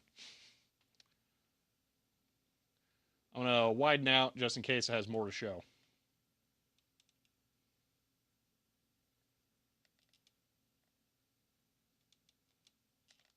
It should be NTFS, but it could explain why it did the weird, like, split thing. Starting Vaio system recovery partition utility. This is cool. Powered by Windows. I was going to say, that seems like an NT setup kind of deal.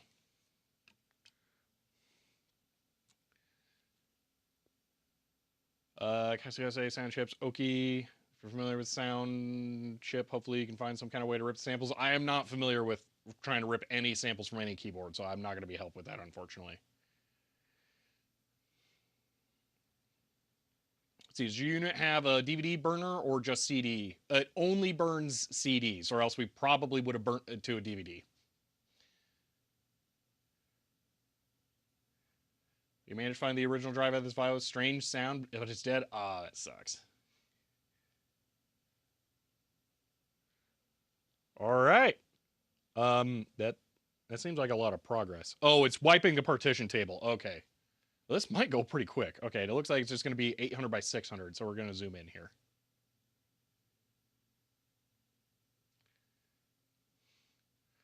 Gonna put Linux on it yet? No. Put a pretty good recovery tools for its error? Yeah, I would say so. All right, I'm going to image the other disks now.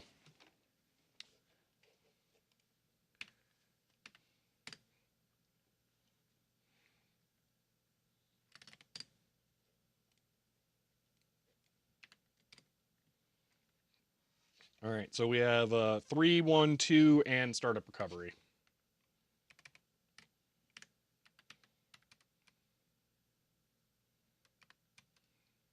Three, two, one, start. 3, 2, 1.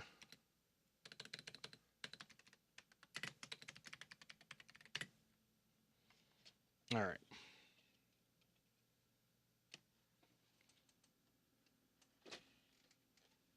Oh, this is going to be kind of awesome to have this thing just be perfect.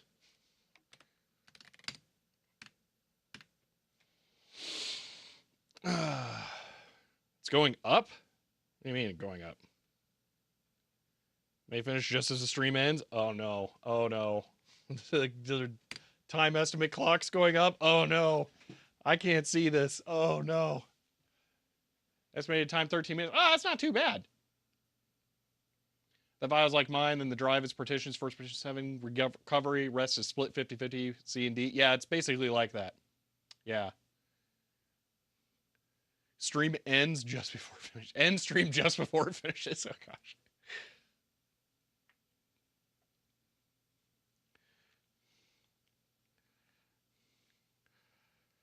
All right, I am going to stop recording here. Yeah, so this is just for the C partition, but the D partition should have like nothing on it. So that one should just fly. It should format it, and then that will be it.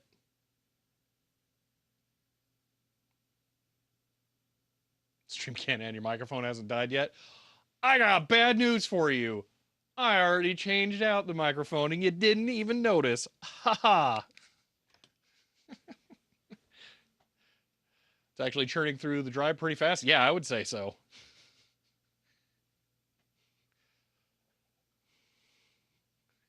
You did? You did too? No fair. Yeah, it was probably surreptitiously not successful because it was happening when I was choking in the other room. It popped when we went to go look for the green smoke. Yeah, really.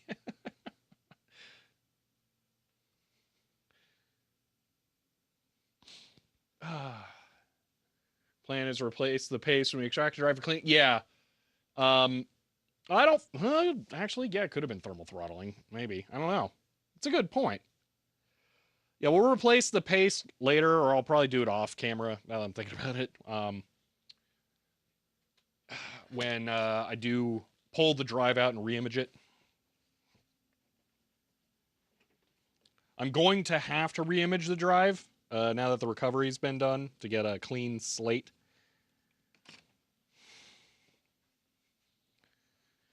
I'm also going to figure out how to erase unused space, I think is the term. So, yeah. Wrote it off as a range issue.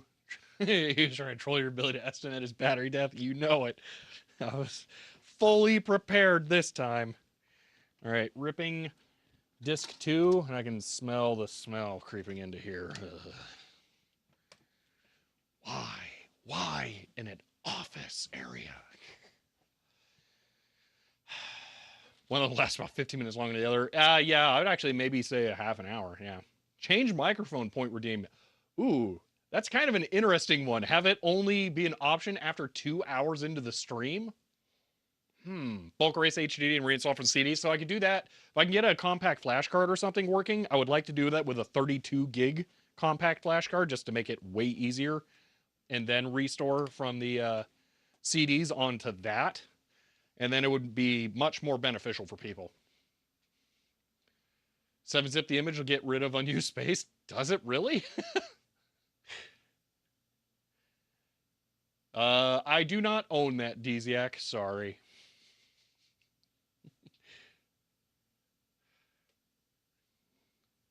This is where it turns out to actually just be certain someone messing with you. Should be grateful. How is he going to put the magic smoke back into the electronics? Oh, gosh.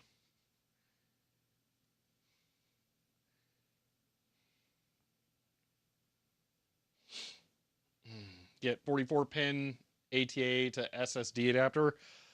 SSD would be kind of difficult.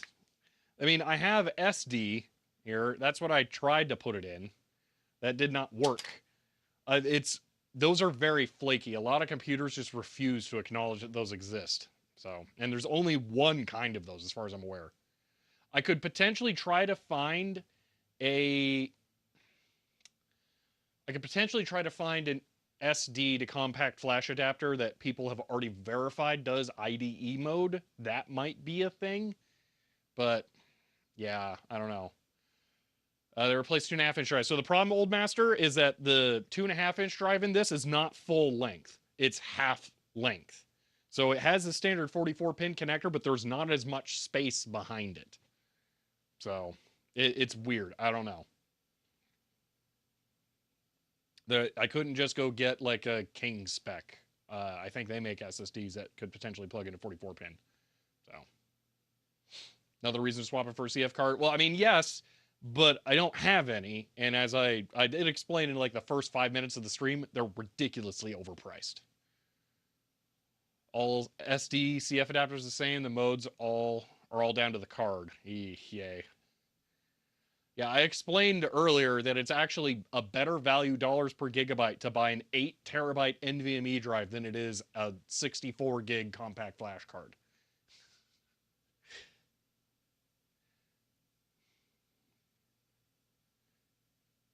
Quick seek times probably be better? Probably, yeah.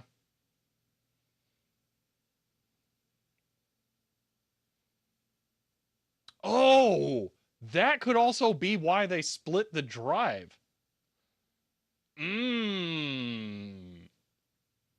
I don't remember what the term is, but there is a term for splitting your hard drive and only putting your software and your system data on the first partition because it's closer to the inside where the seek times are faster. That could be part of why they split the drive like this, to make it perform better with that.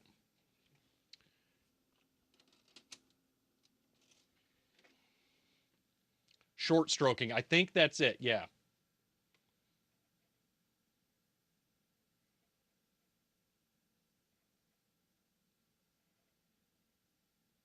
Or maybe it's the outside, wherever. Yeah, it would be the outside where it spins faster. It's probably that. Yeah. I think that could be it. That could be why they did it this way. XPO will be coming up soon. I'm not sure. I don't know what it's going to do here, actually.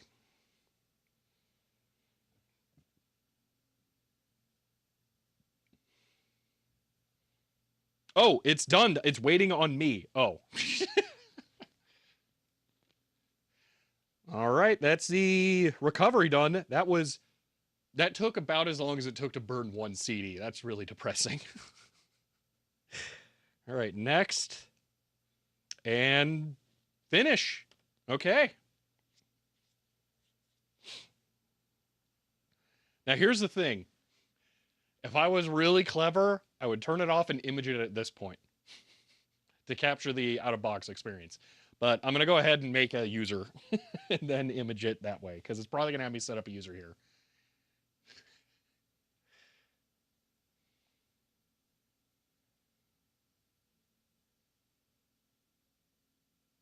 Very short ATSD adapters, working sockets on board, cost about $8. It's these, because it has to be a 44-pin chipset. That's what I need, and those don't work for me on this. All right, I'm curious. Oh, it's going to do some weird driver nonsense. I'm going to try and turn up the audio and see if we get music on this, because this has no reason not to have the sound drivers work in the out-of-box setup. Yeah, Holly Hops, we're actually doing it now. This is for real. We're done with the recovery. I know this is before music, but I'm still going to try and turn the volume up when we can. This is a typical thing for like extra driver setup stuff for OEM systems. Record, done. We are.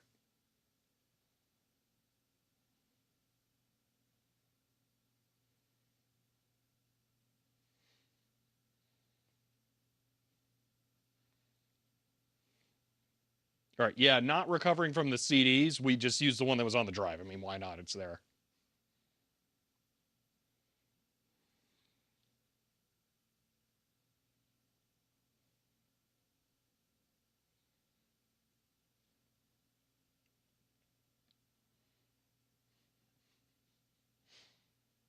A lot of Vios have Bios option buried somewhere that has cool boot noise. Ooh, okay, I might try that.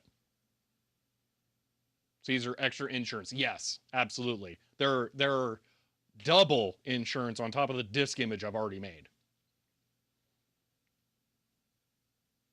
Dude, the screen looks so ridiculously good. Look at that black level. It's perfect.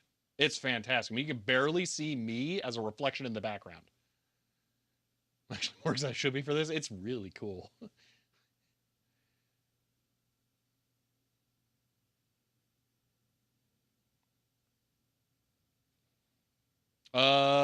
It's ripping the second to last recovery CD right now, and then I have to start copying them over to my external drive to take home.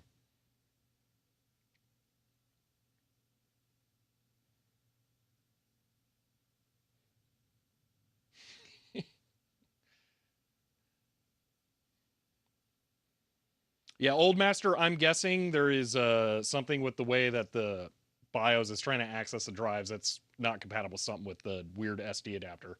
I've had this kind of issue before. I have a socket 7 board that I ended up giving up and just using 32 gig compact flash cards because it made it easier. Oh, music! It's so quiet, but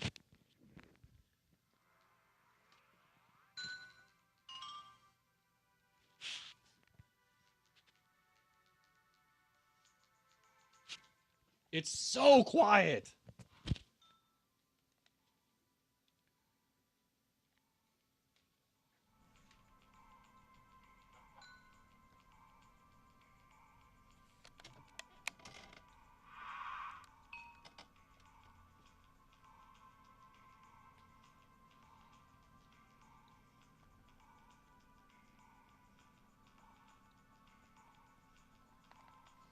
I can't adjust the volume at all.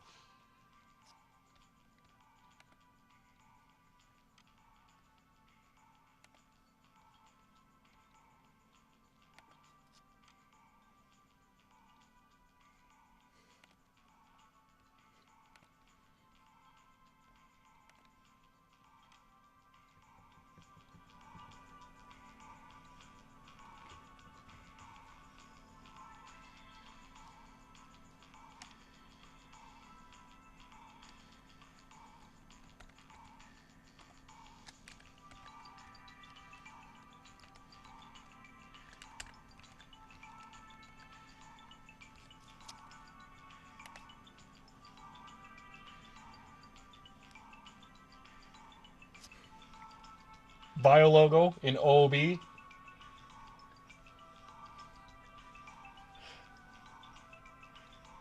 Direct audio capture, not easily.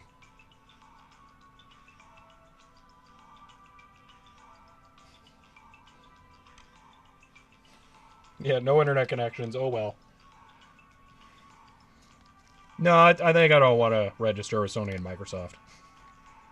Since you didn't find internet, I don't think that's going to work.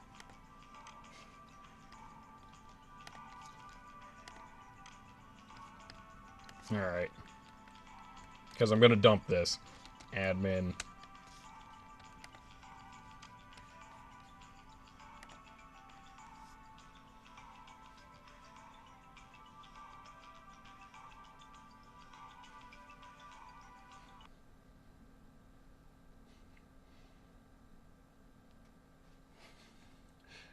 I'm going to leave it recording with the mic enabled. I got the startup disk to rip now. That's it.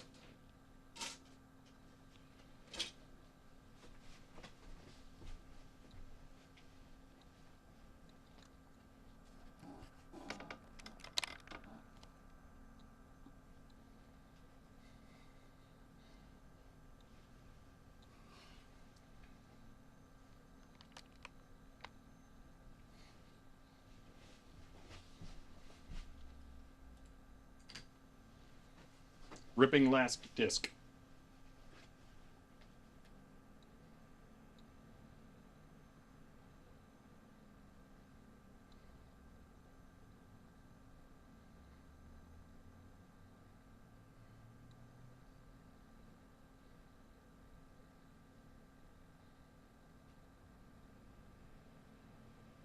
Probably not, Dziak, actually.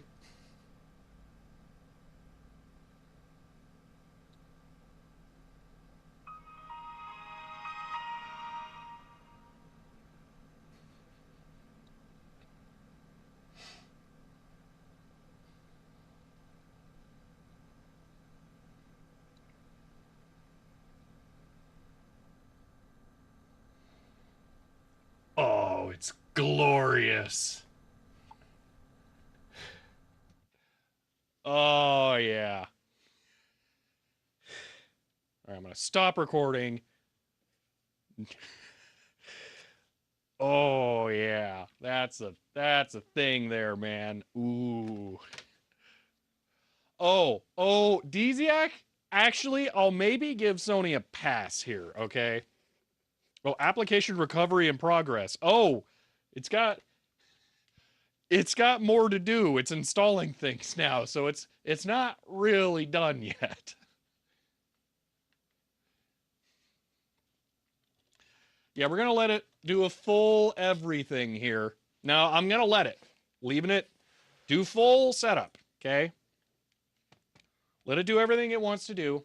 We'll image it after and clean it up, but we're gonna let it do all the stuff. It just finished the imaging of the last disk, so I'm gonna go copy the recovery media disk images to my external drive so I can upload them when I get home.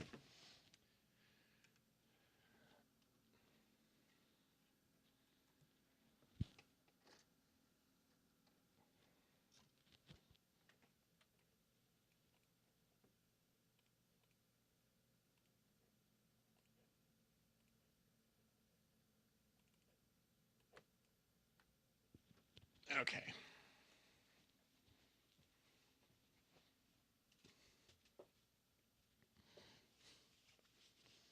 Double click the icon to create media kit to restore your system. Done. Oh man. Don't forget to register WinRAR. So, let's see what the wallpapers are for Vaio, all right? When I got the Slim Top, I discovered that it had an absolutely fantastic active desktop wallpaper that would allow it to change the wallpaper based on the time of day. And I'm curious if this might have the same thing.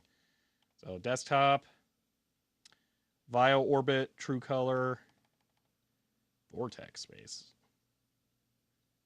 It looks like default XP. It looks like there might only be one. So, all right, that is our single Vaio wallpaper. That is a little disappointing. Graphics options. Okay. Graphics properties. What is our graphics adapter? I don't know. I don't know anything. It's actually now I can finally go this game with Netscape Navigator. What? Okay, Intel graphics. That's not too surprising. Those are going to suck a lot in this era. All right. Oh, look at that. 1 gigahertz Pentium M. 508 megs of RAM, so it's 512. XP Service Pack 1. Awesome. That's super cool.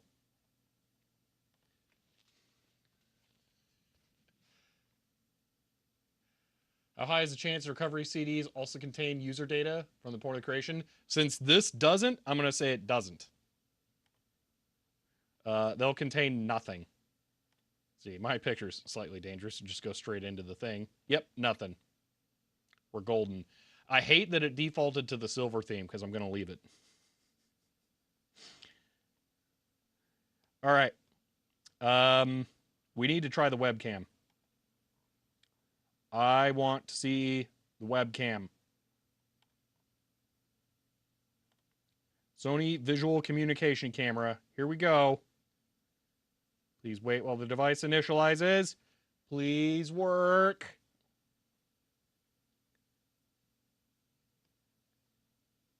Okay, white. I don't know.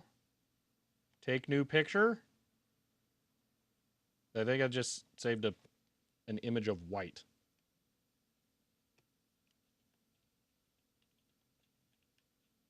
Okay, I feel like that's not working. Hopefully the sensor isn't bad. Maybe there's a different program I should use.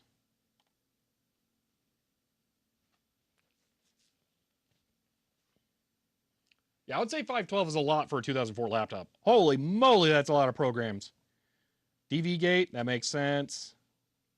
Picture Gear Studio. That seems like the kind of thing that would be used to take pictures. Maybe Vaio Media? No. Oh, that's for creating the startup media. Notebook setup. I'm curious about that, but I want to try the picture thing first. I want to see the camera. I might also be able to just press that and have it open whatever stuff. Yeah. We'll try opening this first. Oh, no, that doesn't seem like it. Okay, let's press the capture button. Sony Network Smart Capture? What?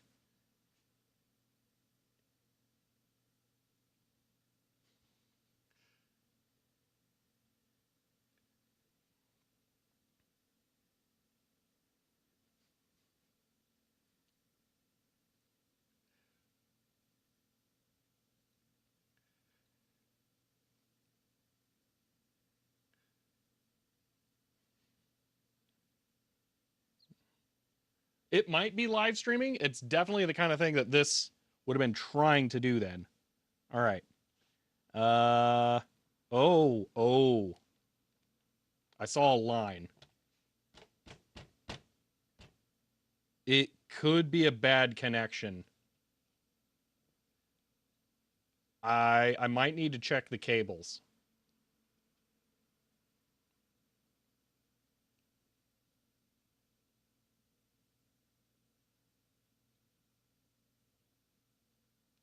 All right, so based on the display having some jittery issues. I'm going to guess I need to at minimum re-socket the video connector, which I could do without getting it into it too far. We can do that without actually removing any screws. When it finishes whatever Norton nonsense it's doing in the background, we'll try to restart that. It's only request a software finalizing installation kit. Once it finishes this, I'll pop the keyboard out. We'll reseat the video connector, and we'll see if that fixes it. Yeah, Majenko, that's weird.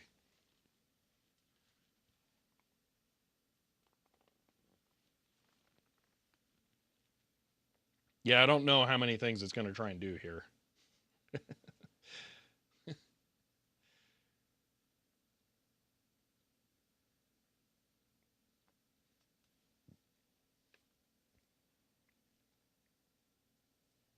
What are you going to do with the computer once you repaired it?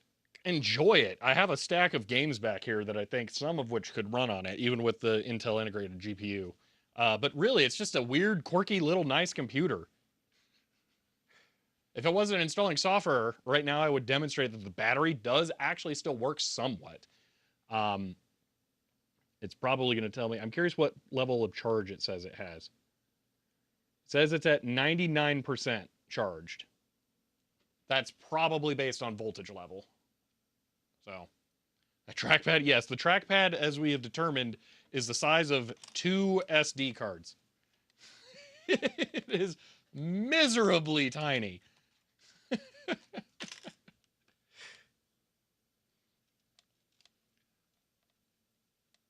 Yeah. Is there a battery monitoring app? Not usually in XP. So. It's not just a fingerprint scanner, yeah, really. One thumb almost completely blocking it. Charging a battery that can't hold much is really fast. Yeah, but we have also had it plugged in for like 4 hours now. So, is it off center? Not sure about that. Maybe slightly. I mean, it's off center of the buttons, yeah. But one thing about this era, your finger would rest like this. So, in my opinion, it's in the correct position. So, also, I have to say, I was using this laptop a bunch before stream yesterday, and then I went to use this Samsung laptop. All right. Okay, I don't know how to explain this. Okay, just interacting with this thing for like 5 minutes instantly teleported me back to this era of hardware.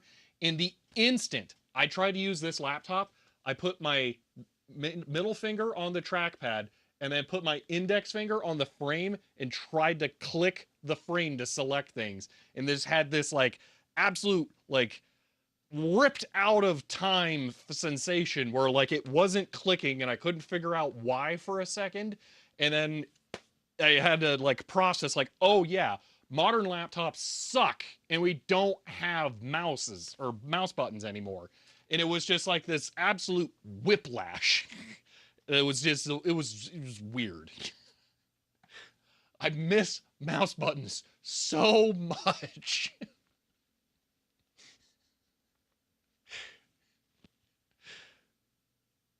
Keyboard looks nicer on the Sony. It's actually not bad.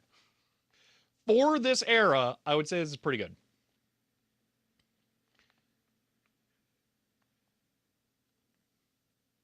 Also set BIOS options in the Windows Vaio settings program. Ooh, that's nice. For the new ones for scrolling, that other Vaio's got scrolling down. There's a scroll wheel in between the buttons. Checkmate. Oh no, this is not the best looking Vaio by far, no, but it's good. Textured, it is not textured. It's smooth, but it's not like glass smooth. Just a bit of temporal whiplash there, Shelby. Go drink some chocolate milk, take a nap. Yeah. Redeem set boot order? What?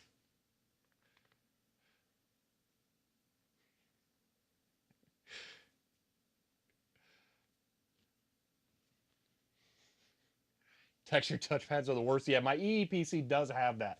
I was actually surprised. By the time I retired it, the little bumps had not worn off. I was really surprised. I thought they would. Does camera software make any references to Image Station? I didn't get it launched for that long because it didn't work. And as soon as this part's done, we're gonna turn it off, plop up the keyboard, and try and reseat the video connector. I may have to try and trace out the cables at a later date to see if I can get the webcam working again. But I don't know. Do the Vaio update program. Somehow, I think that won't work. Yeah, I don't know. I don't know why you're redeeming set clock. The clock is set correctly. Okay, it's off by an hour because of time zone nonsense. Fine, I'll set the time zone. Over full battery alarm. What?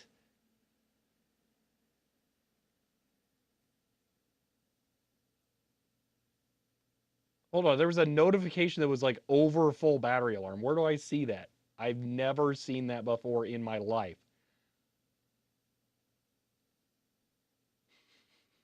Weird. All right, I'll roll it back 1 hour because it probably changed. Yeah, it changed the U.S. Standard Mountain Time from Arizona. You know what? No, I'll just set it back to the correct time zone. Why is the clock stretched wide? That's weird. There, time is set. Display hanging mid, yeah. Told you had a battery monitor app? I guess so.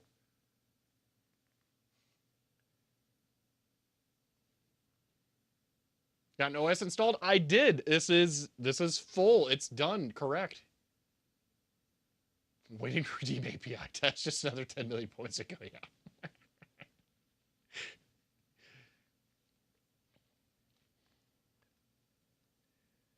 Oh my gosh, this is slow. It doesn't help that it's reading from the hard drive and writing to the hard drive. Oh, I'm going to turn on Wi-Fi. Let's see what happens. Okay, I might slightly regret turning on Wi-Fi. Well, now's our opportunity to turn it off and try and reseat the video connector. Whoops. No, turn off.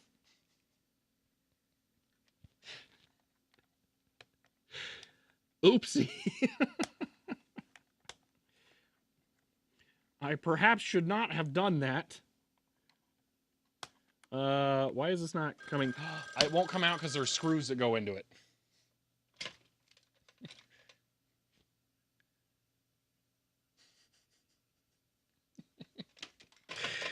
Okay, I gotta take out 2 screws. Hold on. It's those 2 go into the keyboard, I believe. Or is it the 2 in the front? I think it's these 2.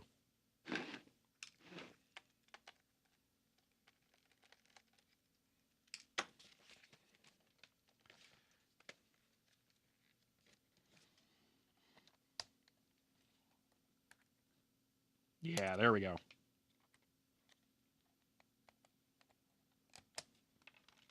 Okay.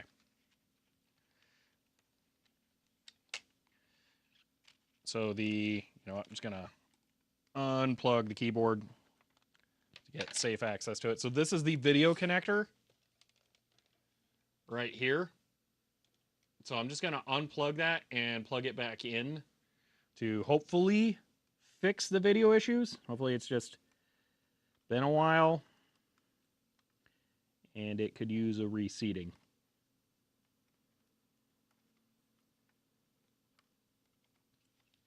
All right. Lift and a press.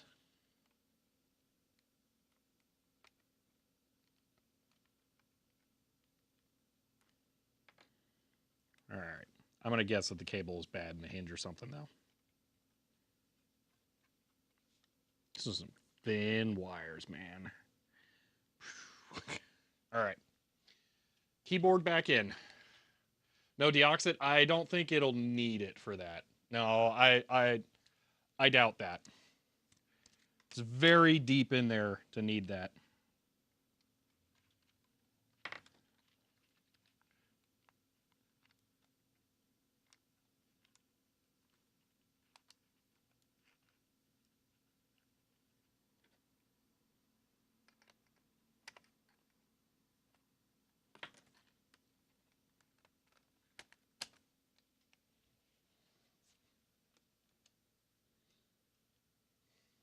Cool chip makes you uncomfortable. Yeah, it is something there. All right. Nope. Still does it. There's something wonky up in the top. That sucks because that's going to be way more of a pain to get into. Ah. So not done, unfortunately.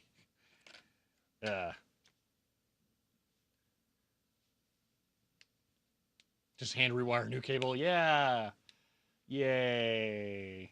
Good news is these things are cheap. There's one on eBay for like 25 bucks. So if I want a different harness, I could probably get one. It's like 4 screws and a pull for the top, probably. The problem is that these are adhesive, and I will want to put them back in, and I'm gonna have to make sure that I do that well. And there'll be a hinge thing for this that's probably sandwiched between the two. So I probably don't want to get into that without being ready for a whole plan. We've now interrupted the installation process, so I don't know what all it will have done. I'm going to try launching the camera thing again and just see for giggles. $25 is a meal? Yeah, yeah. It might be worth it for parts.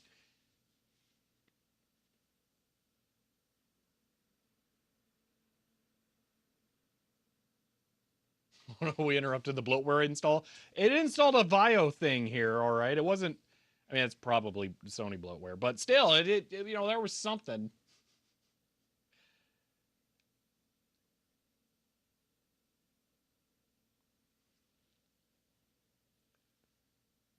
Opening and closing the screen with the camera app open. We can try moving the hinge and see what happens. After that, I think I'm going to put in a game, and we'll see what we can do with it. I think I'm going to set the bar low. Maybe just Trackmania. 16 meg graphics. Yeah, I think we'll do Trackmania. Although, what's this graphics? 32 megs of RAM. Yeah, we'll try Trackmania. Systems recovered from mysterious error. Don't send. Application recovery. Oh, it's continuing. I'm kind of impressed. Works bundle. Okay, I kind of want that. That's Sony's weird, like, media or Office knockoff. Sony Vaio has Japanese characters in the keyboard. Ooh, that's cool. So, you know, same problem with Y2K. Does that sound familiar? You mean that wiggling monitor thing? I don't know. That shouldn't be a software feature or a problem for sure. Check for the camera in the hardware list. That's a good point. I like how it's removed my computer from the desktop. You know, watch it just be like an exposure setting I can change somewhere or something.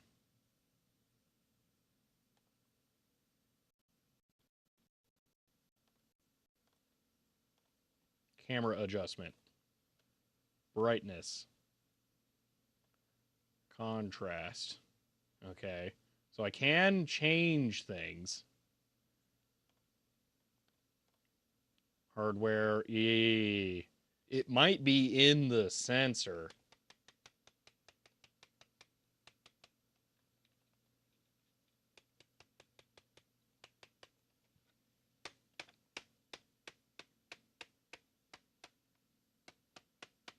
Yeah, I might need to disassemble this. Because I'm going to bet it shows up in hardware. Device manager.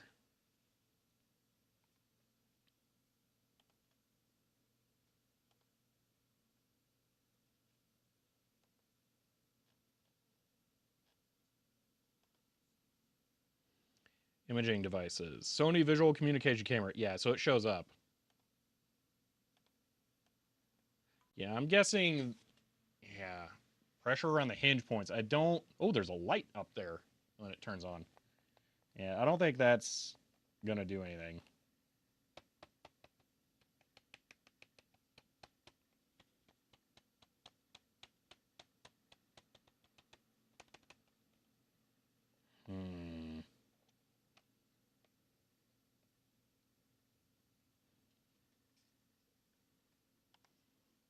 Just for giggles. Movie.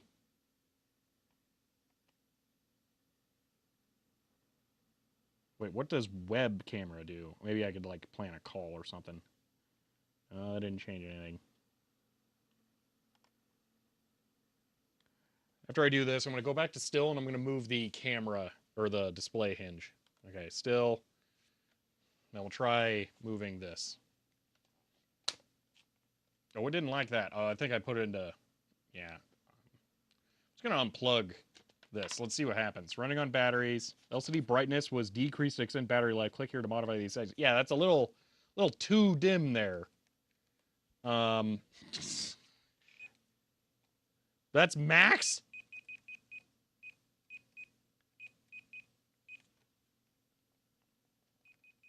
How do I adjust the brightness?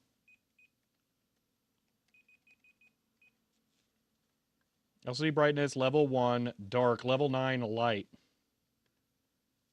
Save. There we go. Jeez. Okay, capture is now black. Did it disable that?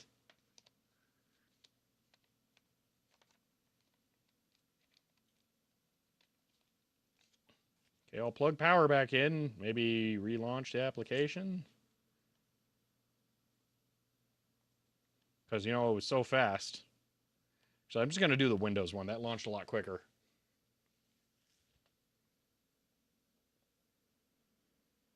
Local disk H? Oh, the recovery partition shows up, I guess. That's weird.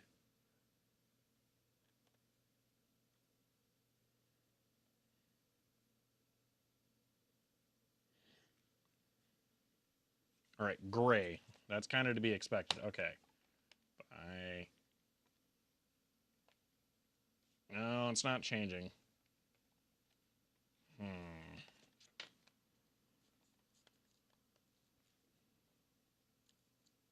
Oh, gosh. Sony Virus and Explorer now. Snap is concerning. Oh, no, it has a snap point where it locks the display as open as it possibly can. That's what that is.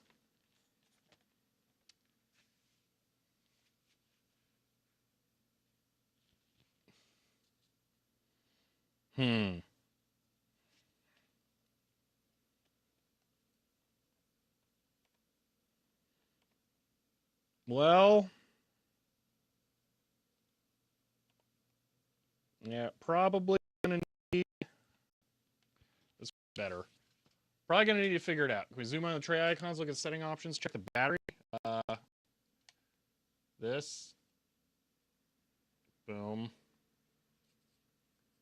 So one of these was, I guess, this.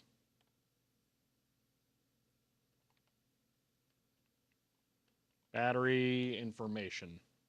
I accidentally tapped it. Here we go. Estimated time to empty, 2:49. Charging. All right. I'm not sure what all we would want. Remaining capacity 31 watt hours. Design capacity 47 watt hours. Full charge capacity 33.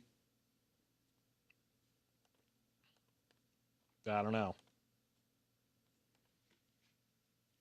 So, I mean, it's self-reporting only 200 charge cycles. So, yeah, it may actually be okay. I don't know.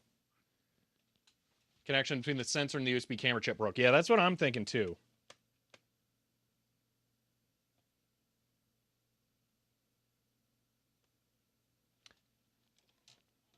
Okay. This smiley face, I believe, is indicating which direction the camera is facing. There is a sensor up in here. That smiley face goes away once it gets to the other side of the display, and I'm guessing it stops rotating at 180 degrees. It knows. So there's a sensor in that that's still working. It's got to be internal to that module. It's got to be just inside of there. Yeah, something is loose inside of that.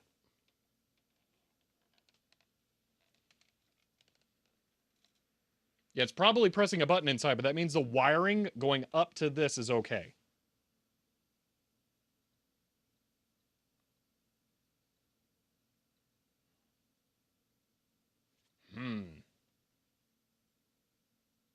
What does the dial do? I don't know if it's zoom or focus, but stuff physically moves.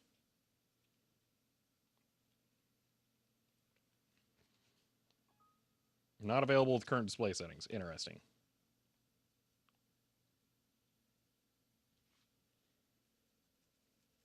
Zocus foam.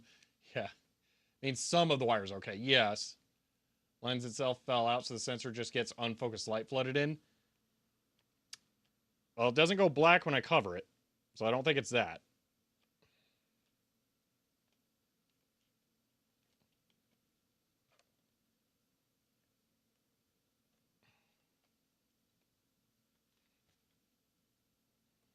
Well, we're really close. We're really, really close. Okay, it's done installing all of its stuff. Finally. Guess focus lens assembly seems too small for optical zoom. I don't know. What if you shake the laptop? We're not going to shake it. Whatever the problem is, it's internal to here. I can tell you that. I bet this pries apart as well. Which direction it does, I don't know. But I doubt... There could be screws on the side, I guess. I feel like it's unlikely, but there could be.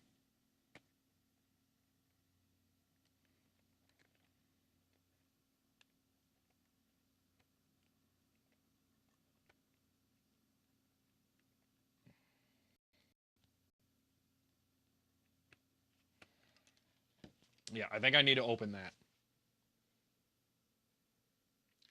Camera teardown when? I don't know. I would really like the camera to work, though. 50, they would have made a direction sensor with a glass tube filled with mercury. Yeah.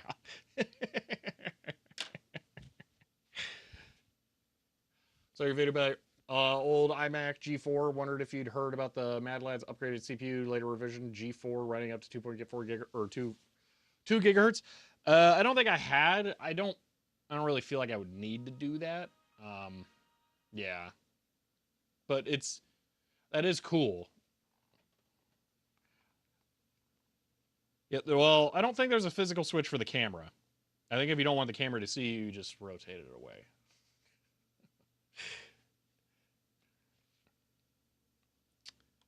All right. Let's I'm going to put Trackmania in because we're pretty much out of time here. So I just want to see if it can run a game. So let's try Trackmania. I also brought Zoo Tycoon, which is going on this the instant I get home, but that's that's guaranteed to run. We're going to try and rough it up a little bit here.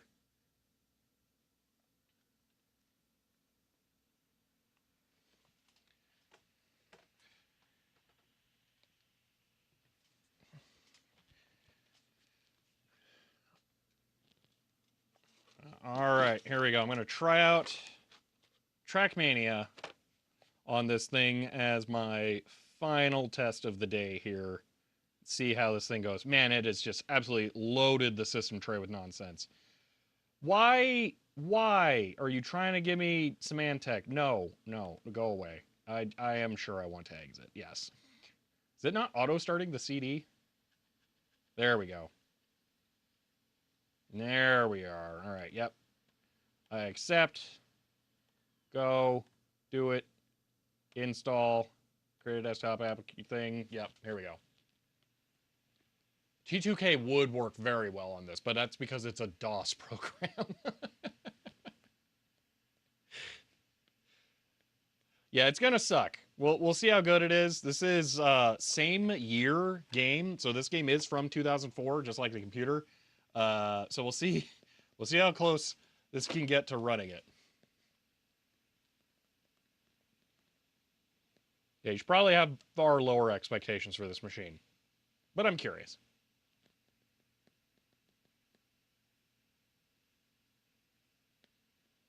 Well, Chloe, what I'd probably do actually is run the Windows 95 version. That would work fine.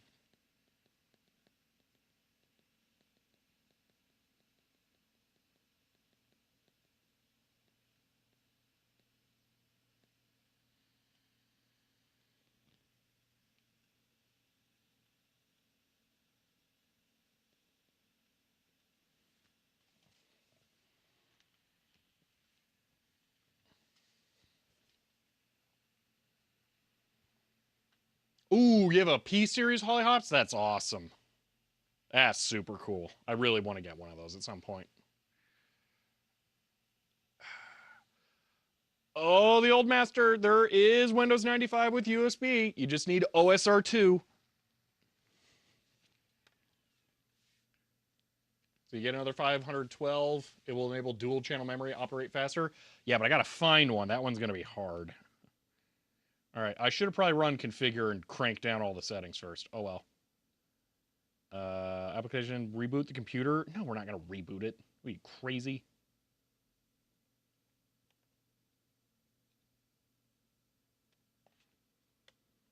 Oh, good. It's not doing some crazy, ridiculous typing trackpad disable thing.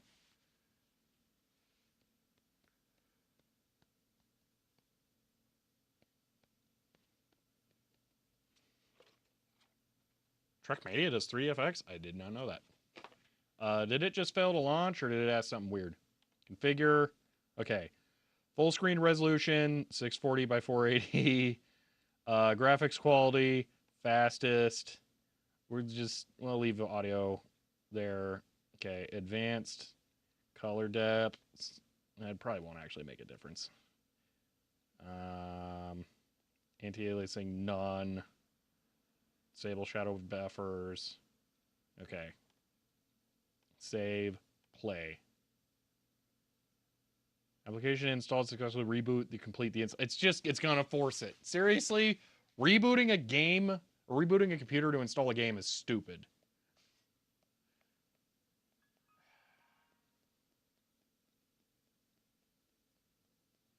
Gobfroth, this.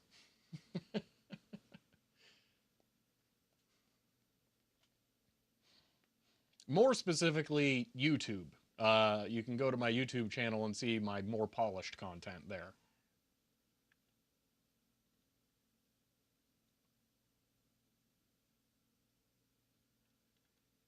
Yeah, Windows Ray reboot for everything. No kidding. I'm just surprised the game is requiring it. That's weird.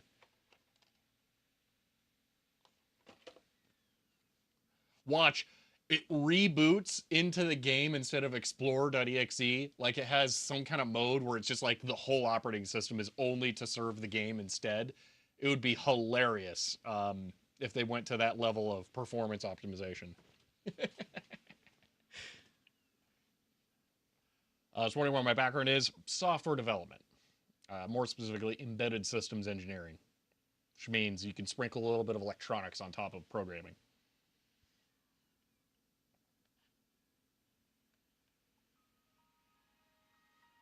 Mouse move reboot to complete the change. Yeah, no kidding. All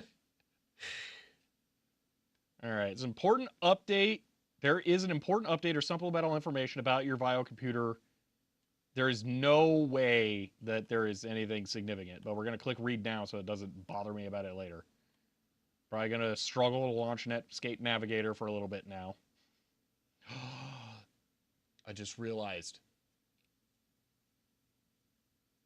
This is going to have shipped with Windows Media Player 9. Oh, yeah. I probably shouldn't have launched that while I'm waiting for whatever thing to open for this. I couldn't help myself. It's Windows Media Player 9. See, not worth getting into these days. Oh, no, embedded systems development is definitely still a thing. Oh, Acrobat. Ew, that's weird. This just kind of happened.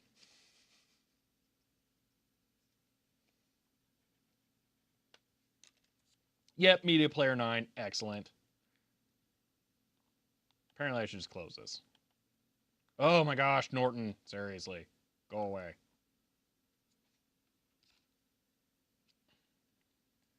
Yes, I know my computer's not protected. I don't want to protect it.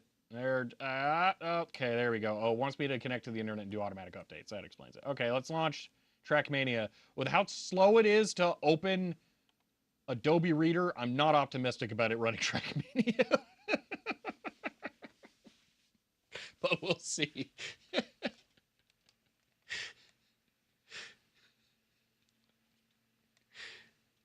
Oh, it's a good looking monitor. Just absolutely ridiculous.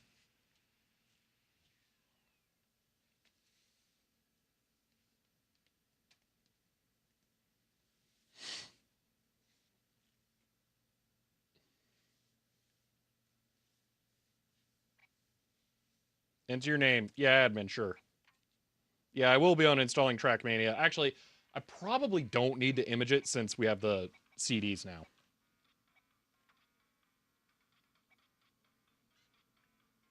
Ultimate gave a tier 1 gift of a soul searchlight. End of line. What is this music?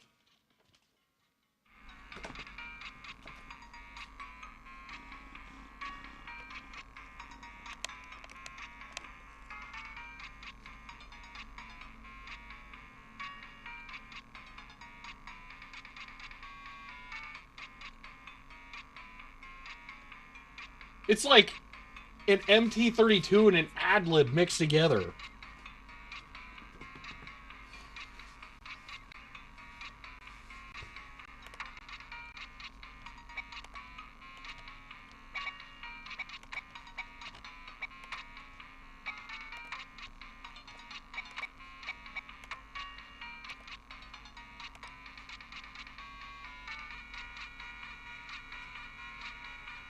Yeah, it's gonna be quiet. The speakers are not super loud.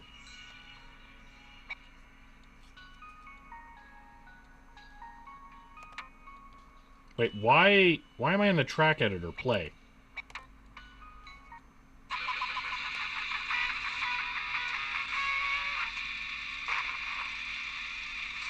Actually, this isn't bad.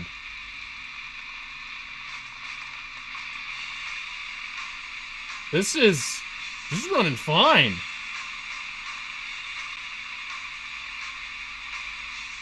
Can't turn too great on ice, apparently.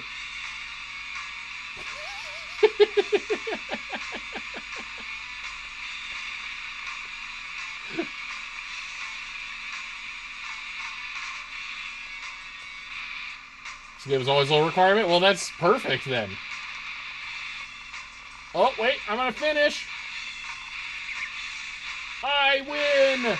Yeah! Let me mute the noise.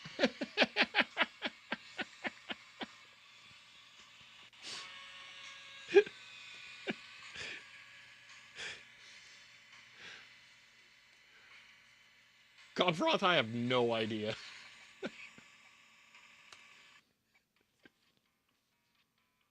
I don't get this manga music. That's so confusing. All right. I'm impressed. Okay. I think we're there. We did it. You did a gaming? Yes. There we go. That was it. Give me 1 second here. I want to grab these. Okay.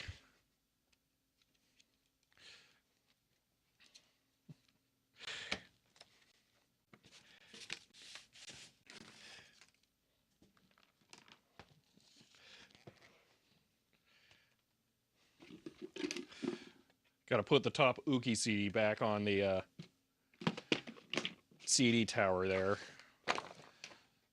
But, all right. Mission's accomplished, just a little overtime. Yeah, I'm pretty happy with this. Unit hot on the bottom. No, not really. A little bit on towards the front, but not too bad. Well, I think we're going to call it there for the Sony Vaio PCG TR3A for now. I have a couple of things I need to do. Want to open it up, redo the thermal paste on the... Let me get this like fluff off of the keyboard. I have a couple of things I need to do. Open it up, redo the thermal paste on the keyboard. I was going to image the hard drive, but actually, since we have a full set of installation media that I will have uploaded to archive.org very quickly after this, I don't think it's going to be necessary because this should just work to get any one of these back up and running. I might explore a hard drive replacement in the future because I'm pretty sure I can tell that hard drive is really bogging this thing down. Even with old computers like this, it's really hard to like stress how much the slow hard drives in these that are not flash based really bog the performance down. So I bet this thing can feel a lot more snappy with a solid state drive in there. So I might explore that more in the future. But Got to get the webcam working too. That's actually a big one. I think I need to tear down the webcam module up here itself and figure out a connection issue with the sensor to the USB interface stuff. But everything else seems to be working fantastic other than the wireless switch that blue screened it when I was messing with it. But I don't know. I'll have to mess around with that more later. But yeah, overall, I would say it's in good shape and I'm very happy with this thing. So yeah, very happy with that.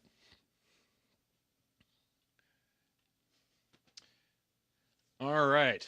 Installing Windows 99 on Flash feels like you're running it in a VM. Yeah, no kidding. It can make a huge difference. Please image. Sometimes CDs are not including everything. I could do the recovery partition. I could pull that out of the image I've already done and put that up there for sure. So that might be an option. So yeah, some people stream games with Intel 8 cores. All they do is file. Yeah. Let's see. Feel a lot more snappy with that bloatware running too. Yeah. Let's see. All right. Well, I don't know if the CPU's socketed. Somehow I feel like there's probably not. Over full battery alarm. That is hilarious. Still. I should get Trackmania out of there before I forget it's in there. That would be a problem. Ooh. Wanted 1.4 Tualatin, but it's not worth motherboard swaps. You ordered settled 1 gigahertz copper mine. Yeah. Did I do 1.4 Tualatin on the Windows 98 PC? I think I did. There are other compromises to go with those later boards. You have far fewer choices for actually good motherboards. So yeah. See, it's not overheating that we need to overclock it. I don't think that's how that works. Especially on older systems. Okay, so let me explain my theory on overclocking. When you first buy a computer, it's brand new. Overclock it. It's going to be great. When you get to something like this, though, it's survived. Like, if I could, I would underclock it, okay? Just make it run cooler, have it last a little longer, not fatigue the parts as much, okay? Because the thermal expansion really kills materials over time. So the cooler you can get it to run, the better. So yeah, that's why definitely don't overclock your vintage hardware. There's no reason to do that. You will only make it worse. So yeah. But I think that's it. We're good now. Barely over time here. Yeah, we actually got it done. We did do a game. I bet Hit and Run, Need for Speed Hot Pursuit 2 would run like a dream on this. I guarantee it. Matter of fact, I'm taking that home. That's going on there today. Putting that in Zoo Tycoon on here too. Yeah. I'm battery power. I am super happy with the results of this thing. It's fantastic. Really looking forward to getting to use a little bit more now. I love me some weird old XP laptops, so I'm a little infatuated with things like this. But yeah, that's so cool. I'm really happy about this. Oh yeah, I can put it in. I should actually just turn it off. But yeah, so there we go. You leave your celery alone. Exactly. So, all right, I'm gonna run the outro here because we are finished now. So give me 1 second for the music. There we go. Well, all right. That was it for the Sony Vaio PCG TR3A. Definitely a fantastic little laptop. It's really cool. I'm looking forward to getting the couple of things that it needs finished done, and then it can just be absolutely perfect. But there is definitely a future for this machine. So I'm really happy that I got it, and I'm going to be able to get it going again. But if you enjoyed this stream, you may want to follow to be notified when I go live again next. If you want to help support the channel, you can find me on Patreon or do a shirt. That's the thing, a shirt. You can get one of those. But that is it for now, and I will see you next time.